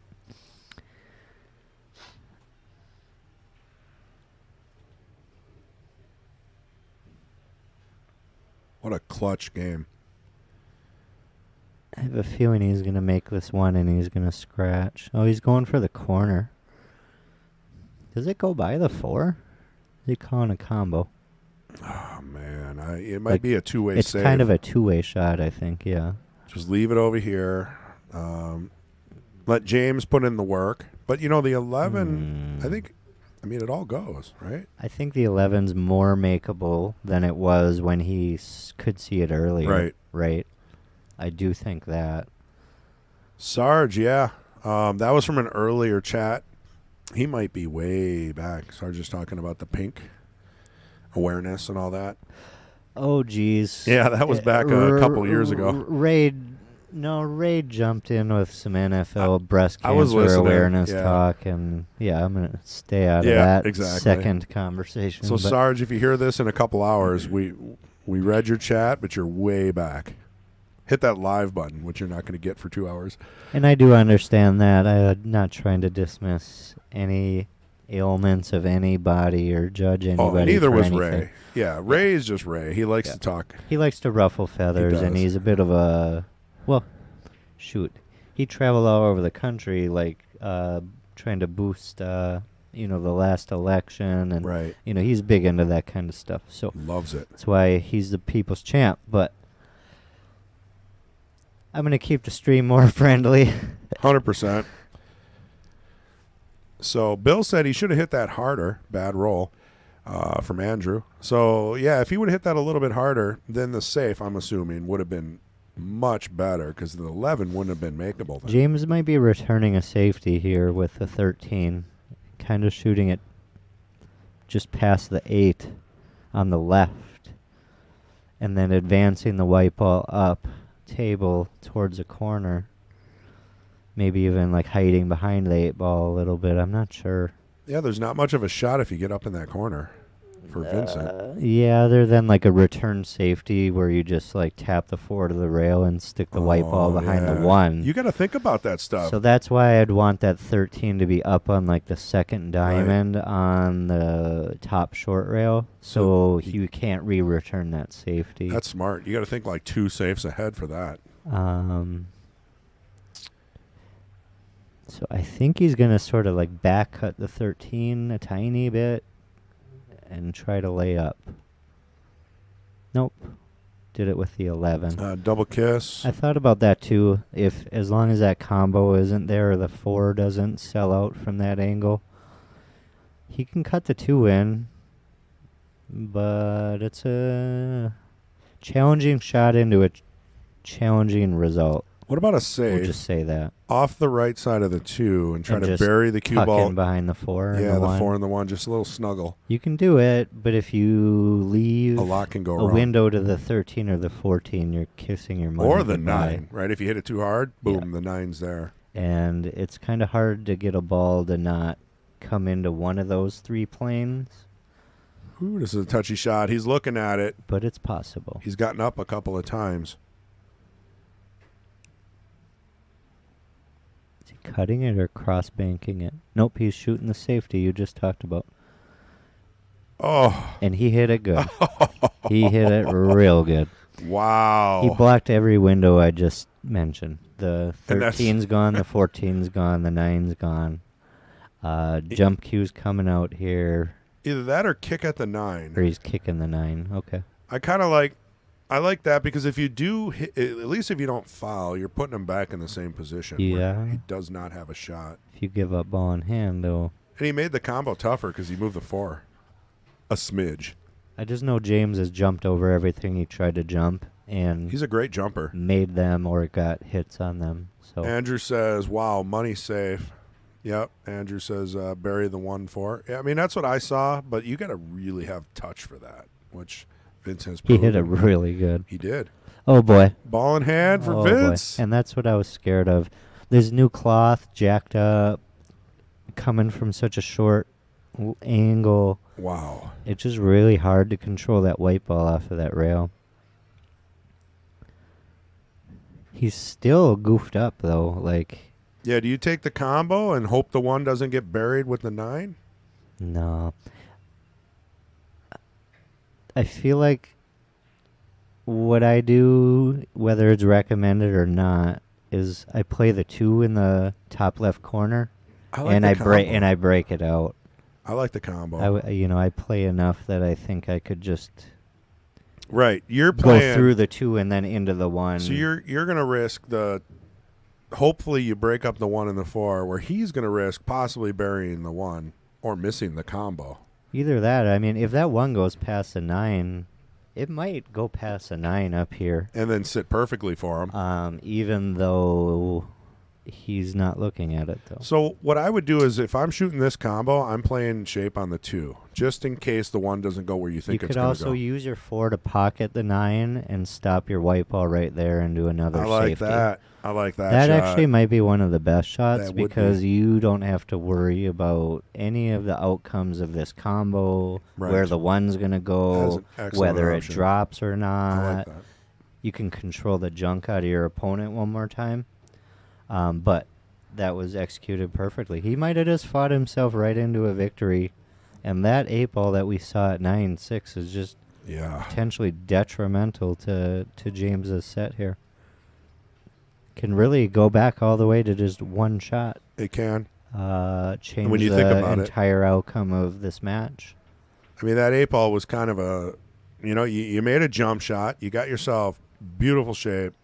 You're working through everything, and then It's a 90 to 95% shot for Yeah. him on any given day at any given moment, and just didn't get it. let's see what Vince does here. Taking it easy, he's just taking what the table gives him. I like it. Now, if you hit this with just roll, pocket speed, are you taking the 8 and the side? I mean, he's got to go back and forth here for the 8. I don't know. Yeah, the 8 does go by the 11. So, yeah, you could play it in the side or the corner. Just kind of play either the slow roll or, yeah. It just depends. Some people are going to slow roll it. Some people will let this one out and come, to the other long rail and then back again. It just depends on what kind of angle I have and how I feel. Right. At that moment. Yeah. You're But on I the think hill. you can slow roll that. Nope. Yep. And he came out the 2-rail option. Let us stroke out. Back and forth. Pretty much a straight in stop shot. Yeah, he's got, A little angle, but side. Are you going side for this? yeah, he's got a little angle working his way into the side. But it's a very, very doable shot. You couldn't ask for Wow. Who would have a thought? better opportunity compared to where you were 4 games ago. And he takes it.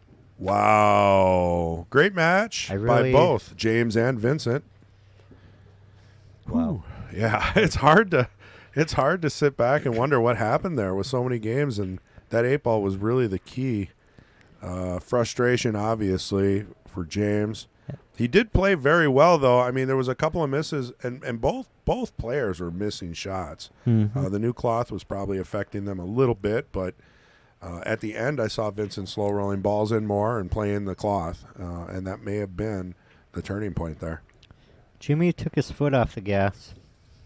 He was an aggressive player all through the whole set until it got close. And then he started to get a little shaky. He didn't want to make mistakes instead. And, that if you got that on the back burner, don't make a mistake. I don't want to miss. I don't want to do this, You got It's that right. not going to translate into a positive outcome. So I could only guess, but I think the mental aspect of that set kind of took over. Well, and again, I thank Ray Southstrip Skinador for being in the booth earlier and Adam Sturkle for helping me out today and really, honestly, doing a great job. Couldn't have asked for more, and I hope he comes back. I am Chris G. Appreciate you, Chris. Yeah, you too, Adam. Thanks you. for all the viewers out here. And we'll see you guys next Saturday, November 26th at 1 p.m. Well, Friday for the King of the Hill. Oh, King of the Yeah. Hill. Then Saturday, then Sunday. You guys got a whole weekend Whole coming week. up. And hey, maybe we'll even stream the finals of the blind draw Scotch doubles, which is here on Wednesday. If anybody wants to play on that, be here by 6 p.m. Starts at 6:30 this Wednesday. Then we've got the King of the Hill on Friday, 7:30, and then obviously we got this challenge match on screen, 9-ball race to 25, $2,000. And thanks to all our sponsors, which are up on screen. We appreciate you. And we'll see you next time. Gobble, gobble. Happy Thanksgiving, all.